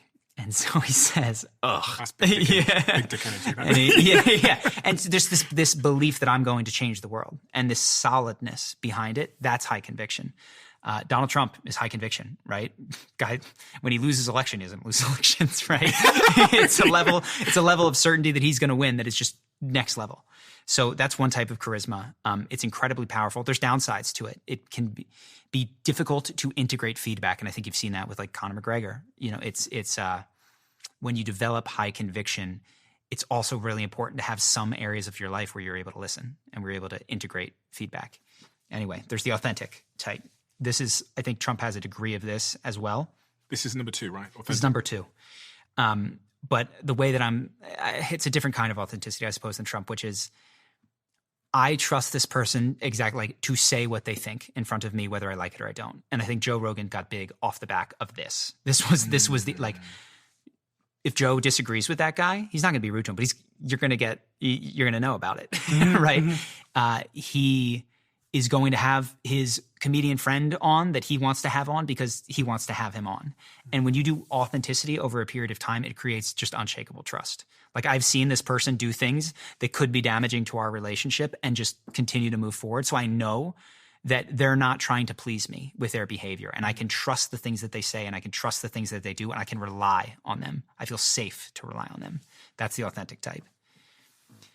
Third type is funny. These are your comedians. These people are just fun to be around. Like, you hang out with them, they're cracking jokes the whole time, they bring a levity. Everyone else is talking literally, and they're going to bring in something that is just non-literal. So any comedian is going to fit this. You're Kevin Hart's, you're whoever. Take your pick. Empathetic. To me, Oprah is the paragon, but I think you have become the Oprah of the podcasting world in many ways. That's a massive compliment. But empathetic people they do really, really well one-on-one. And they help other people to feel seen, right? They ask a question with a sincerity that makes the other person share the thing that they might not have shared in many other groups. And we all deeply want to feel safe to share ourselves, but we don't, because we're in louder groups or all different sorts of things. So when we get in contact with an empathetic person, they might not talk very much, but man, do we leave liking that person. Like, oh, we had a great conversation. We need to do that again. And then the last one is your energetic type. This is probably the easiest one to add. I think of early Will Smith. I think of the way that people walk onto talk shows, where they would come onto Jimmy Fallon dancing onto the stage or something like that. This is an individual who may not be very witty with their humor, but they make people smile because the energy that they bring to an interaction is just like 2 degrees higher than you would expect, right? So he doesn't need to be like funny, haha, can crack a joke, but the guy who's first on the dance floor at the wedding is like committed to the thing. That's energetic. And I think Jack Black is someone who has a comment. He is funny, like he can crack a joke, but the energy that he brings to everything he does is what sells it. So this comes from commitment to the bit, right? You don't like start off dancing like this and then look around and realize nobody likes it and stop. Yeah. It's if you're able to sustain a level of energy, enthusiasm, and positivity that is 1 or 2 degrees higher than the people in the room.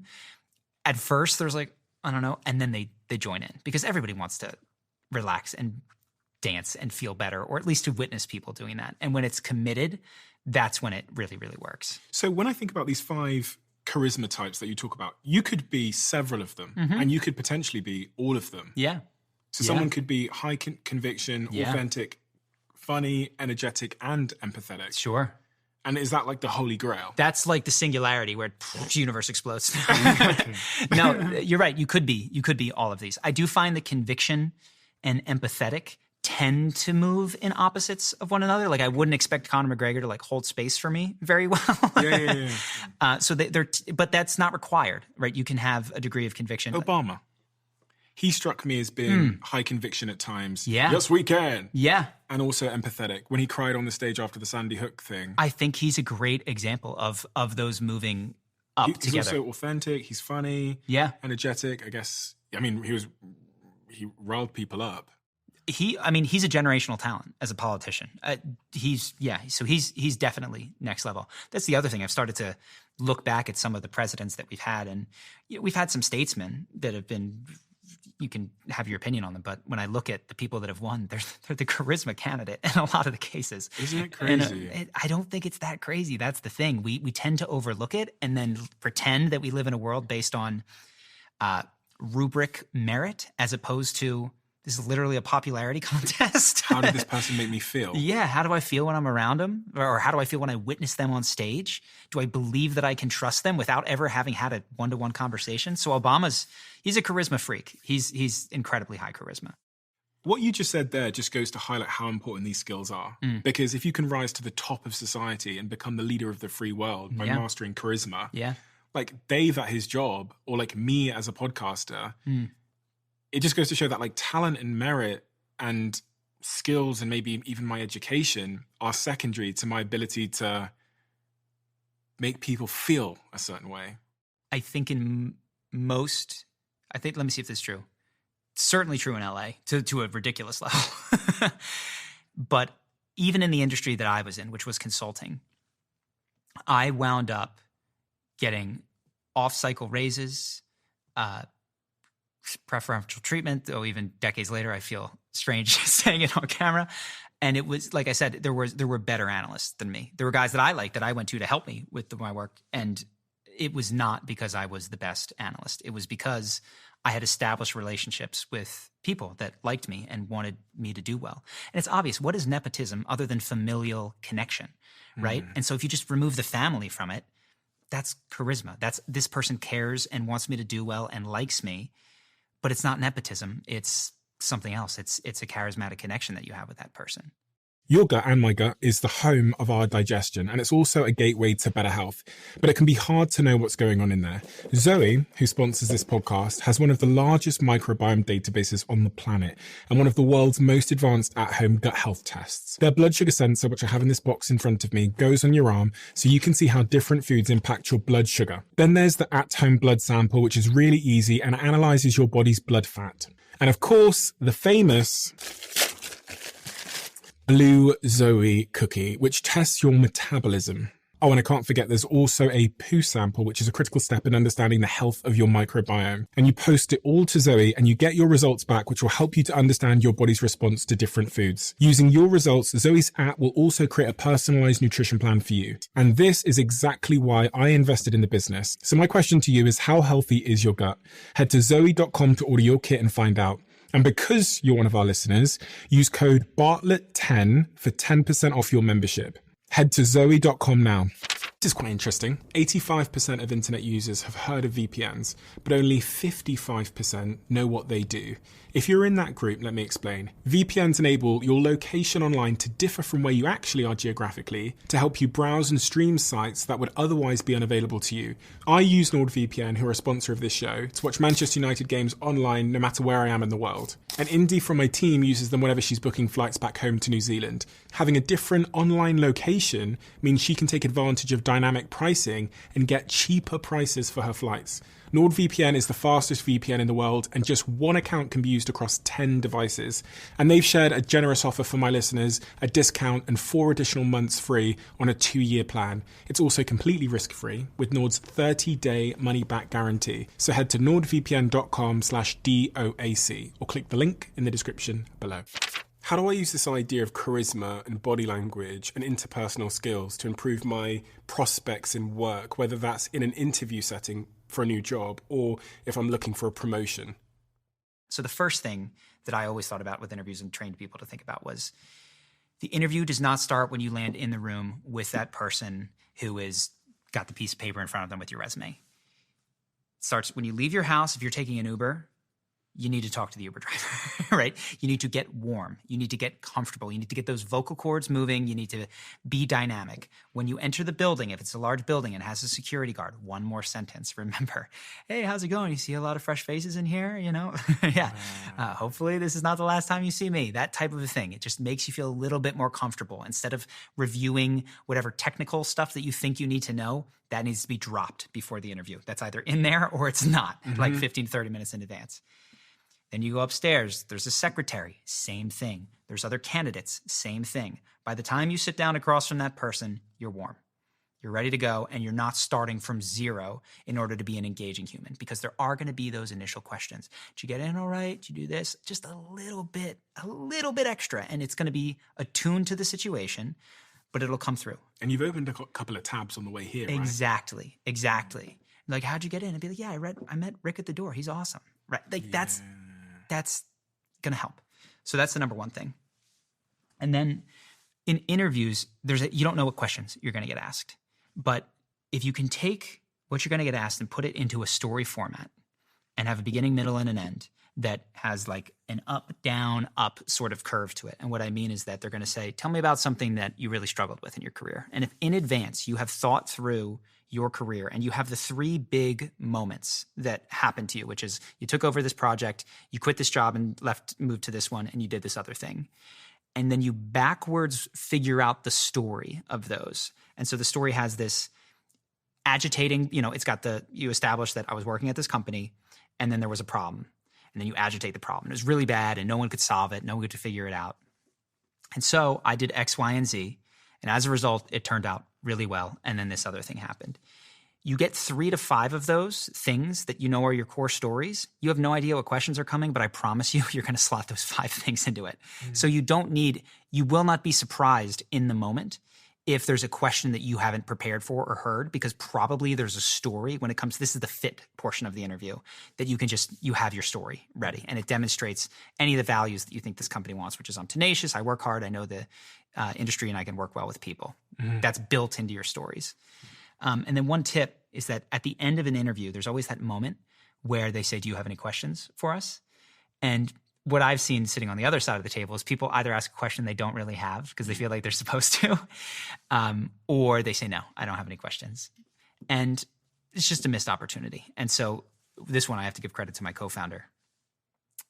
He came up with, and this is one of the things that I did not anticipate. I got the most positive responses. Like, I got the job because of this question type of a thing.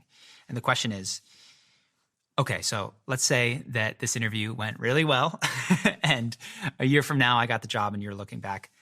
What would I have had to have done in order for you to feel like it was a good decision? Like, what things will I have had to have done in that role? And so typically the person goes, I like that. That's a really good question. And it does a handful of things. One, you've gotten them to imagine the interview going really well and them hiring you, right? And then second, they're going to lay out for you exactly what you need to do in the role to excel. And that is something that every boss wants. It's like, I want you interested in knowing what I need from you in order to do a good job. And you can take that same principle and you could bring it into conversations if you want to get a raise sooner than you think you were going to go in and say, hey, I'd like to get a raise. You can make it clear.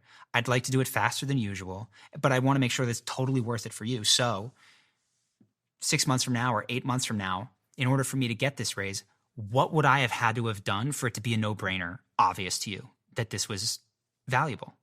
And then they will go and tell you the things that you could do. And if it's a company that says, no, you can't, maybe you don't want to work there, but they'll just give you the playbook and then do those things, keep up with that person, and you're now off track for promotions, right? You're not just doing whatever they say. And the bummer is you might have done those things anyway, but if you don't have the conversation in advance, they're not going to give you a raise in most cases. So interesting, because this could be applied to like anybody in any role that is selling anything. I'm thinking of a personal trainer who meets their client on the first day and says, 6 months from now, what would I have done to have made you happy? Or I'm thinking of, marketing industries, agencies turning to their clients at the start and saying, if we're still working together in 12 months and you're really happy, what would I have done? Yeah. And they'll lay out exactly how they want to be treated and their expectations. Yes.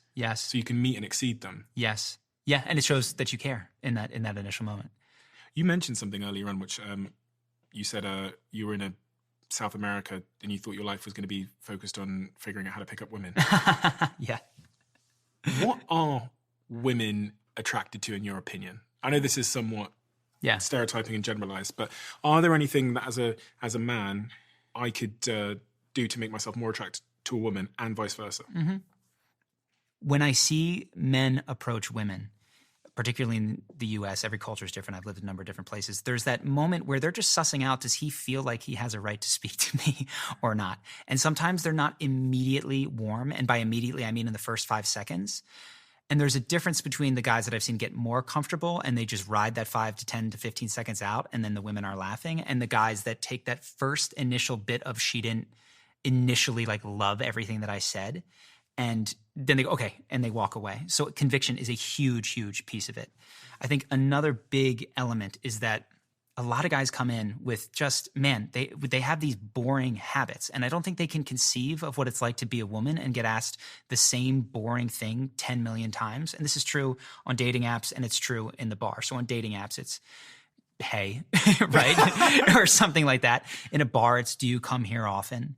It's, what is your major or something like that. So having any sort of initial line that is just not that, right? Make it true. You don't need to tell a fake story. But the one that I fell back on in so many different social circumstances was, hey, I don't think I've met you yet. I'm Charlie. And the reason I love this is, one, it's portable. It can be a house party. It can be a bar. It can be whatever. But unspoken in that is that I'm the type of person who knows a lot of people here, which I didn't say that. Yeah, no, it's true. But it comes through in that. It's like, I'm the man about town. Like, I know different people here. So that was always just an easy one to have. And I think to have that in your back pocket is very helpful. But in terms of what they want, the first thing is just general human attraction. And this isn't like, I want to sleep with you, I want to marry you. It's just, do I want to engage in conversation with you? Do you have an interesting story? Am I excusing myself at the first minute to go to the bathroom? First chance I get. Is she filling in gaps in conversation with her own contributions, or do you have to carry the entire load yourself? That's how you know if you have that basic human attraction. Doesn't mean that she likes you or wants to be with you. It just means that she's down to converse and interact with you. The second thing that is probably one that most guys miss is, do you authentically have and have you communicated to her that you have standards beyond her being beautiful? And for most men, this is just a no. This is unfortunately, if they look back on their lives and they go, okay, has there ever been a time where I was physically attracted to someone and she did something that made me go, okay, I'm not interested anymore, whether it was be rude to a waiter or unkind or cold or just not have fun in the way that I would like to have fun, which doesn't mean she's a bad person, just means she's not a match for me. So many men, especially when they're younger, don't have standards. They have that one standard. So the weird thing about that is it feels like, oh, well, if I have a standard, I have a smaller group of people that are going to work with me. But actually, women want to be liked for more than their looks. People want to be appreciated for their inside, for who they are as a person. And if you can't feel and communicate that, you know, oh man, like I often go out, I don't meet people that I have as much fun with as you. You're so funny.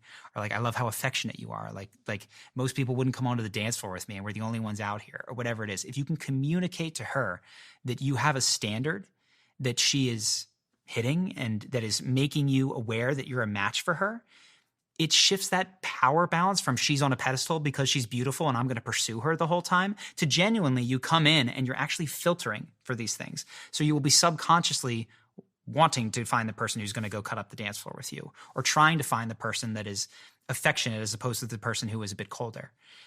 Is there an element to this as well where people will shit test you? Like they will test to see if you have standards. Yes. Because if men and women, so I will subtly, because I heard about this thing called shit testing where like someone will subtly mistreat you to see how you react. Yeah.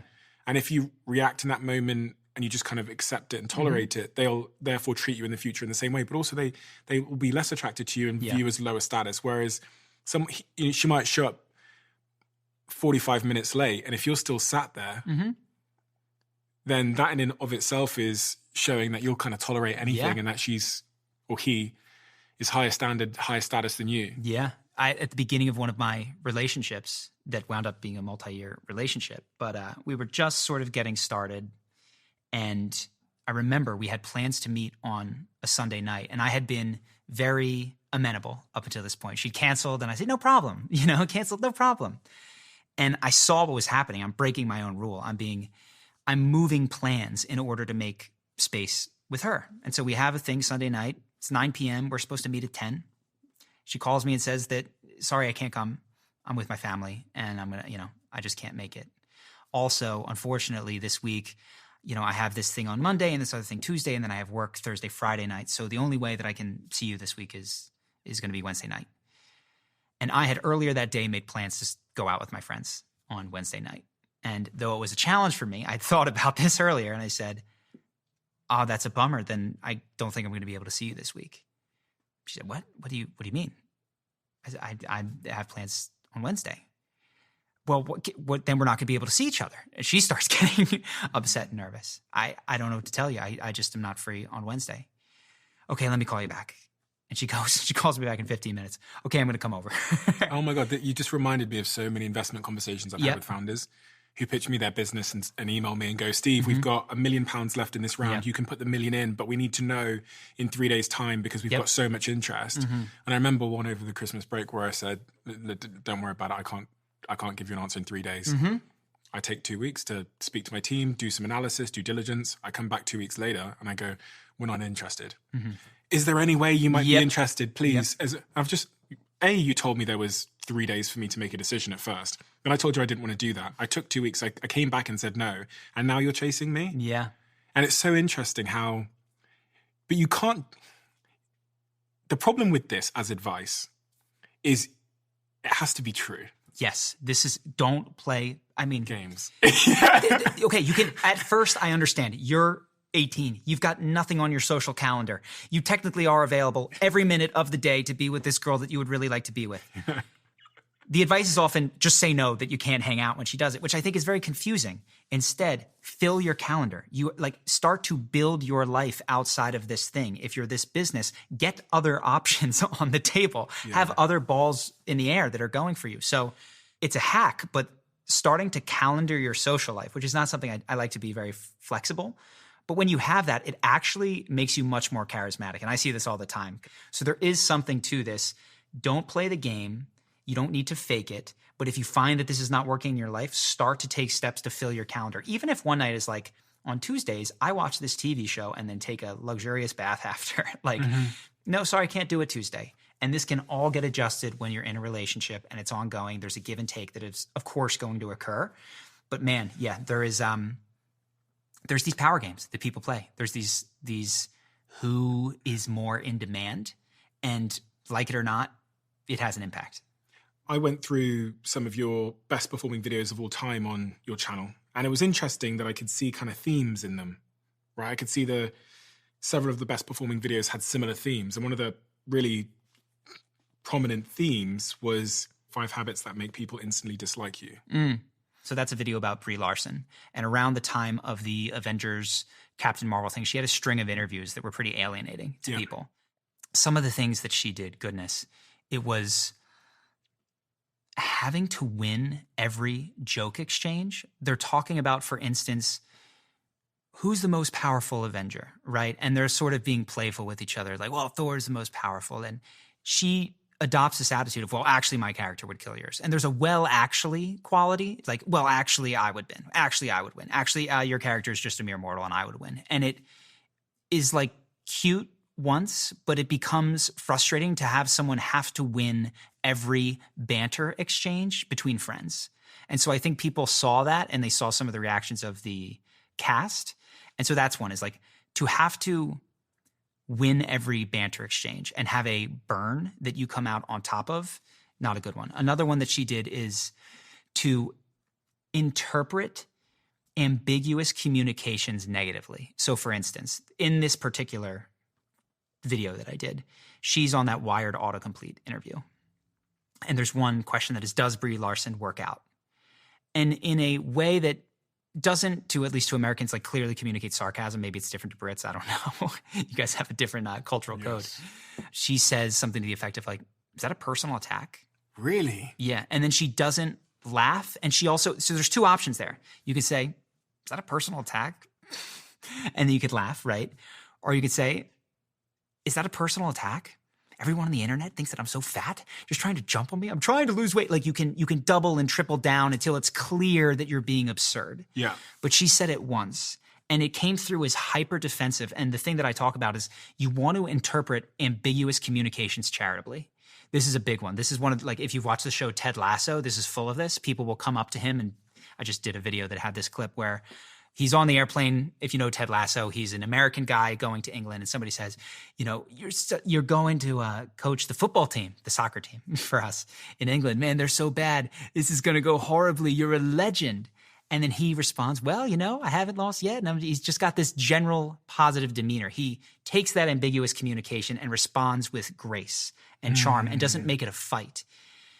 That works so well. That purposeful misinterpretation of ambiguations early on that are maybe not the friendliest. This often will take people that are trying to take digs at you and make them flip. And in the case that somebody was just a bit socially miscalibrated, it gives them the opportunity to, you know, not be cast as the bad guy in the interaction. So that was something else that she did wrong. Interesting. Also, if others are watching the interaction, and if you have a bias towards interpreting the communication well, the person that was maybe taking a dig at you is going to look pretty ridiculous, and you're going to probably come off looking pretty good. Exactly. And when we see people defend themselves against words, with some exception, when somebody's like saying that they're going to hurt you, it communicates an insecurity and a defensiveness, which is like, why do you need to defend yourself against the opinions of another? Right? Like the Trump thing where he said about only Rosie O'Donnell. Yes. Yeah. It's like, I don't need to defend myself against this. And it sub-communicates that this is not a big deal. more than saying that's not a big deal. Yeah. You are sub-communicating that's not a big deal by not defending it. And that's what we do when we actually feel comfortable. Let's say if somebody were to tease something that you're not at all insecure about, I don't know what it would be. Maybe your business success or something. If they come in and like, yeah, well, you know, Steven, real struggling these days. You're going to laugh. You're going to add on to it. And sometimes a way through this is to tag the joke that's made at your expense, which is to add a yes and on top of it. So if somebody, ambiguous interpretation, is saying, yeah, you know, Steven, his businesses just aren't working really well, you'd be like, oh my God, dude, you have no idea. I've been pulling my hair out with the last few weeks, just like things are falling apart around me. You can do that because you, I'm assuming, feel very comfortable with your level of business success. And when you can, again, there is a difference when you start to sense a pattern in somebody. That is a different route that you want to take. But if it's just one banter thing that is at your expense, to double down and make it a joke that you're in on is often very, very powerful. Fascinating. I'm going to ask you one last question on this. One of your best performing videos is titled Speak Like a Leader, Make People Respect You. In fact, there was 2 of your top performing videos that were about speaking like a leader, speaking well, which is fascinating to me that people really want to learn how to speak well. What advice would you give to someone who doesn't feel like they're a good oral communicator on how to speak like a leader?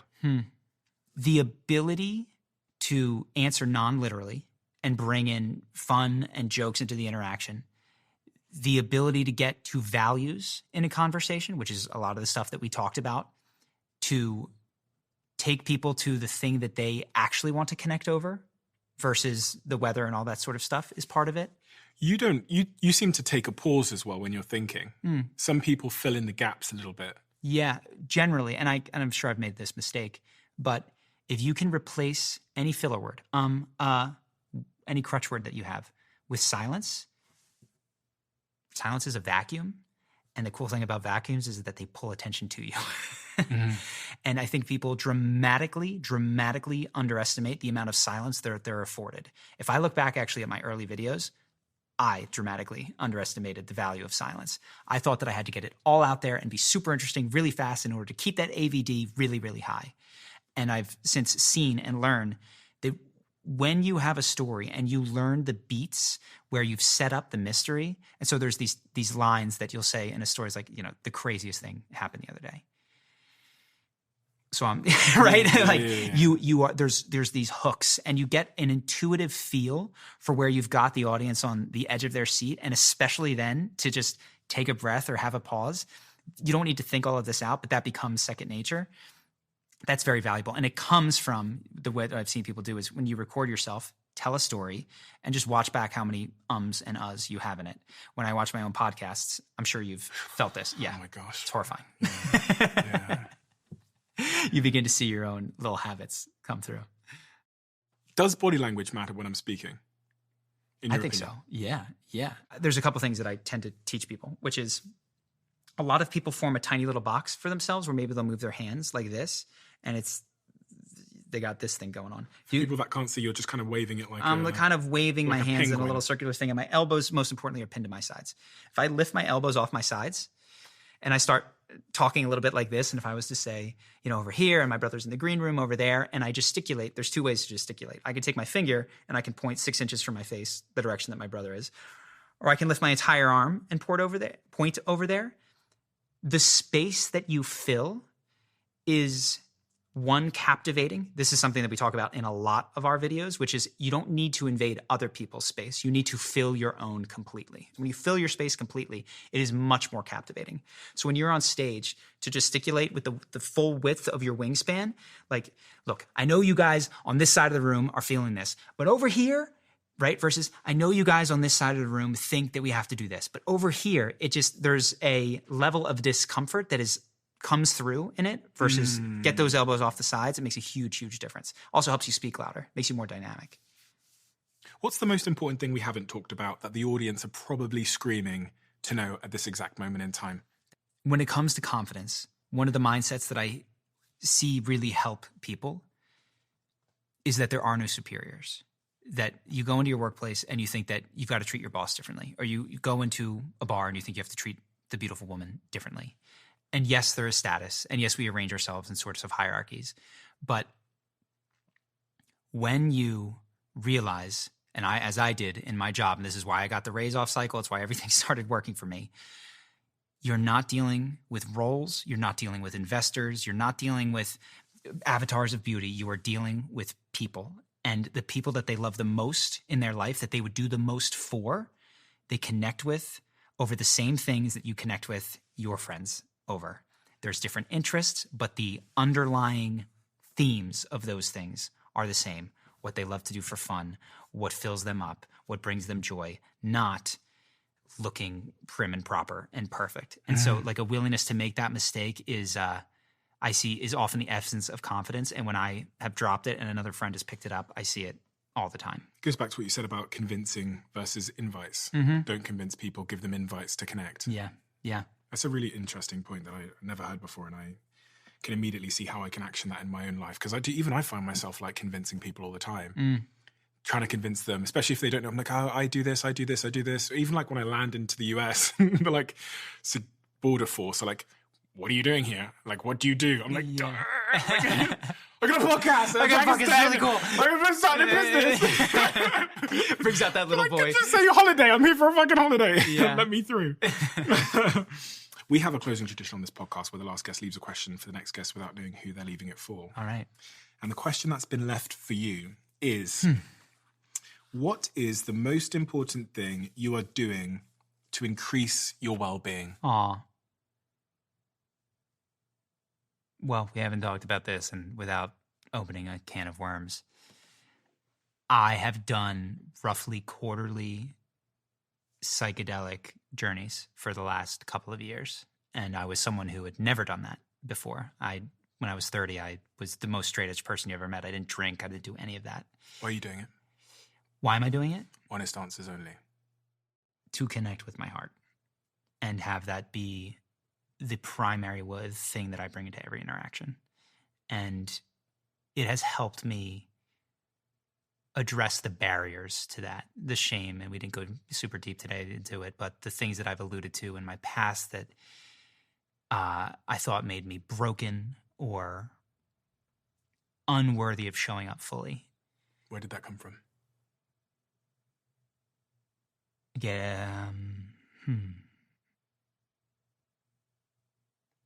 The belief and the experiences that I had, and there were many, and it feels late in the podcast to jump into them, though. We can jump into them if you want to. I'm open to it. One of them was being sexually abused, and one of the things that I got from psychedelics was the ability to go back into that experience and realize what compensations I'd made as a result of it, because it was always something that I remembered. I was old enough to remember. I was probably about 10-ish. But the way that I took it was, this is my fault. I did this. I must have wanted this or else it wouldn't have happened. It's that infinite responsibility, even at a young age, that I took, which I could see as crazy. And therefore, this doesn't bother me. I'm not affected by this. And in these experiences, to break, to just crack entirely, and my heart to spill out of my chest in pain and tears and grief for the loss of soul connection that was impacted by that experience.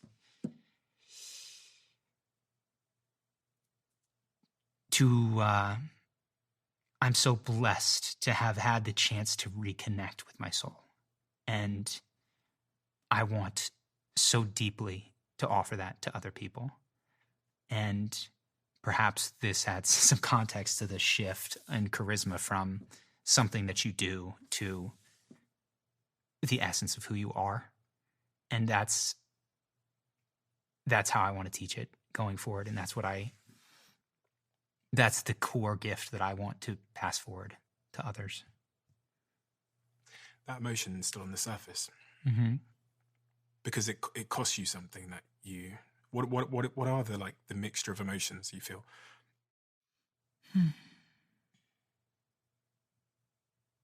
Today, I feel so much love. I feel so much love. Like I hear this voice in my head say, I love you.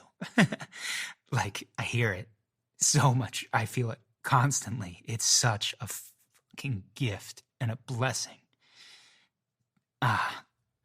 And so much grief for the years that I didn't feel that. And that I had to be more than I was in order to approximate a fraction of that. So it's today ecstatic joy and gratitude. And when I think back on it, it's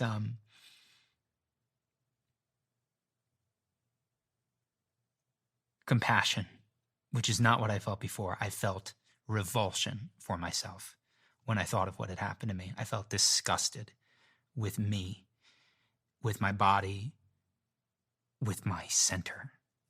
And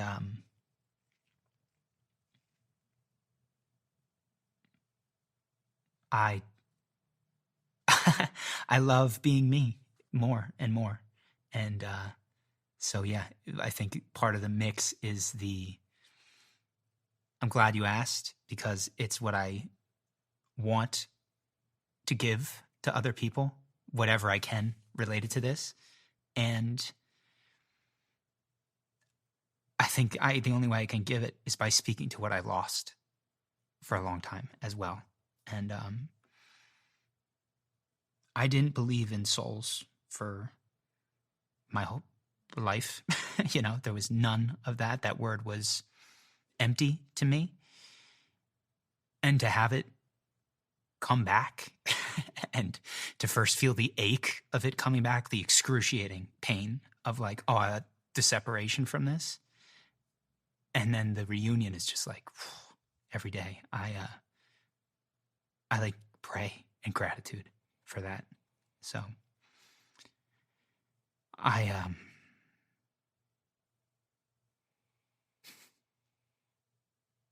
that's it's why I bought the business is for this, to spread that to as many people as I can.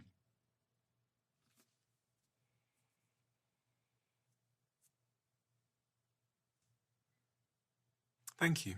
Yeah. It's really a beautiful thing that you just shared because I just know that there's people out there that are at some stage in that journey. It's sexual abuse is something that I think, from my very sort of naive experience of speaking to people that have been through that, is a very unique, complex range of feelings and emotions that someone who's not been through that might struggle to understand, because an objective observer says you felt you'd done something wrong. Yeah. You carried the shame. You carried the guilt. You carried disgust. It doesn't appear to make sense. So by way of you sharing it, you're going to enable a lot of people who are struggling in a similar way to make sense of what they're experiencing, but also to offer them tremendous hope that at the end of that journey, however long that might take them, they're going to arrive at alignment. Yeah. They're going to come back to themselves. Yeah. The shame was so underneath. It was so pushed down. I wasn't aware of it. You asked earlier, what were you feeling back then? I said shame. But it came out sideways. It came way in perfectionism or seeking approval or trying to rescue and save other people, all the things that we talked about today. It was only through direct contact with that repressed feeling of self-disgust and responsibility that I was able to move through it and heal it, and to sit with the worst thoughts that I had about myself, which is, like you said, you did this, you wanted it, you deserve it, all of that stuff that gets, sounds so freaking strange even to me to say, but to know that that's the common response to something like that. Oh, man. It has helped me understand people so much more, because I think, I have my own history and my own shames. But when you see the way that people internalize the things that have happened to them as if they're broken, as if they deserved the misfortunes of particularly their early life and even late life. It's so sad. And I can see now how sad it is, but you couldn't have convinced me before. Is there anything that you wish this grown man in front of me could say to that boy?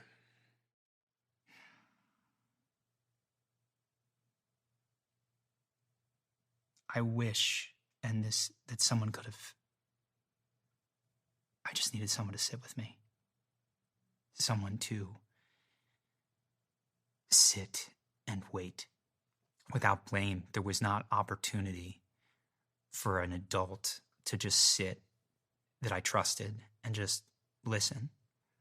So if I could send anything back to myself, then it would just be an adult to listen to me. And today what I've had to send back internally is that I just listen to myself. I listen to myself so much more. And it's only through listening to myself that I can get through all the shame and then finally hear that voice of, I love you. Like, I love you. I love you. You couldn't be loved more.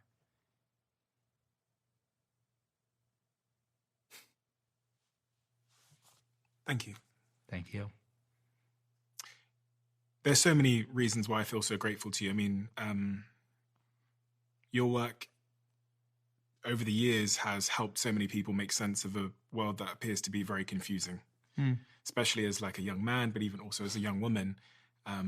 Understanding why we're struggling in our lives can feel like a Rubik's Cube of a bunch of different factors that we were either given across the dining room table from our parents or biologically or whatever. And you've helped us to understand the most important thing in the world, which is humans, what it is to be a human, how to be an effective human in whatever context, how to be an ineffective human, and to really turn the lights on to many of the things that we do and don't do without knowing it at all. And all of this gives us a greater chance of becoming whoever we want to be. And I'm also grateful to you because your willingness to share your early experiences, this early abuse that happened, and to reflect on it and to talk to us so openly and honestly about the complexities of it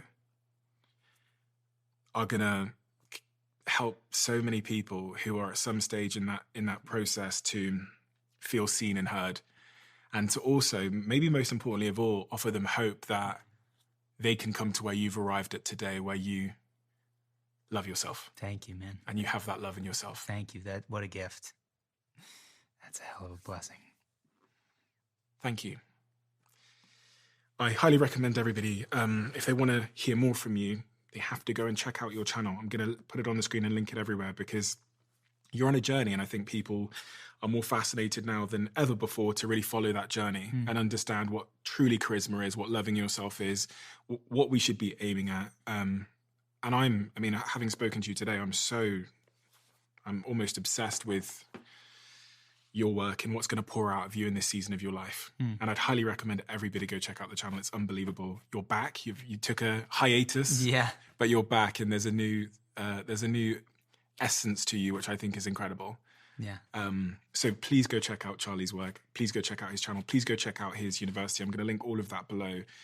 And is there anything else that if people want to reach out to you, how do they do it? How do they get more from you? Yeah, we have a course called Charisma University, which is, you asked me a lot about the tips, and quite frankly, they're not top of mind, but they're in there. Yeah. You know, that's a 30-day program for people to go through and start to implement these things in a very actionable way. So if they're curious, they can check that out. Just Google Charisma University. And I think that's it. I'm happy we finally got to the tears, Stephen. I was worried that your reputation would fail you. Thank you. Thanks, man. It's been a pleasure. It really, really has been.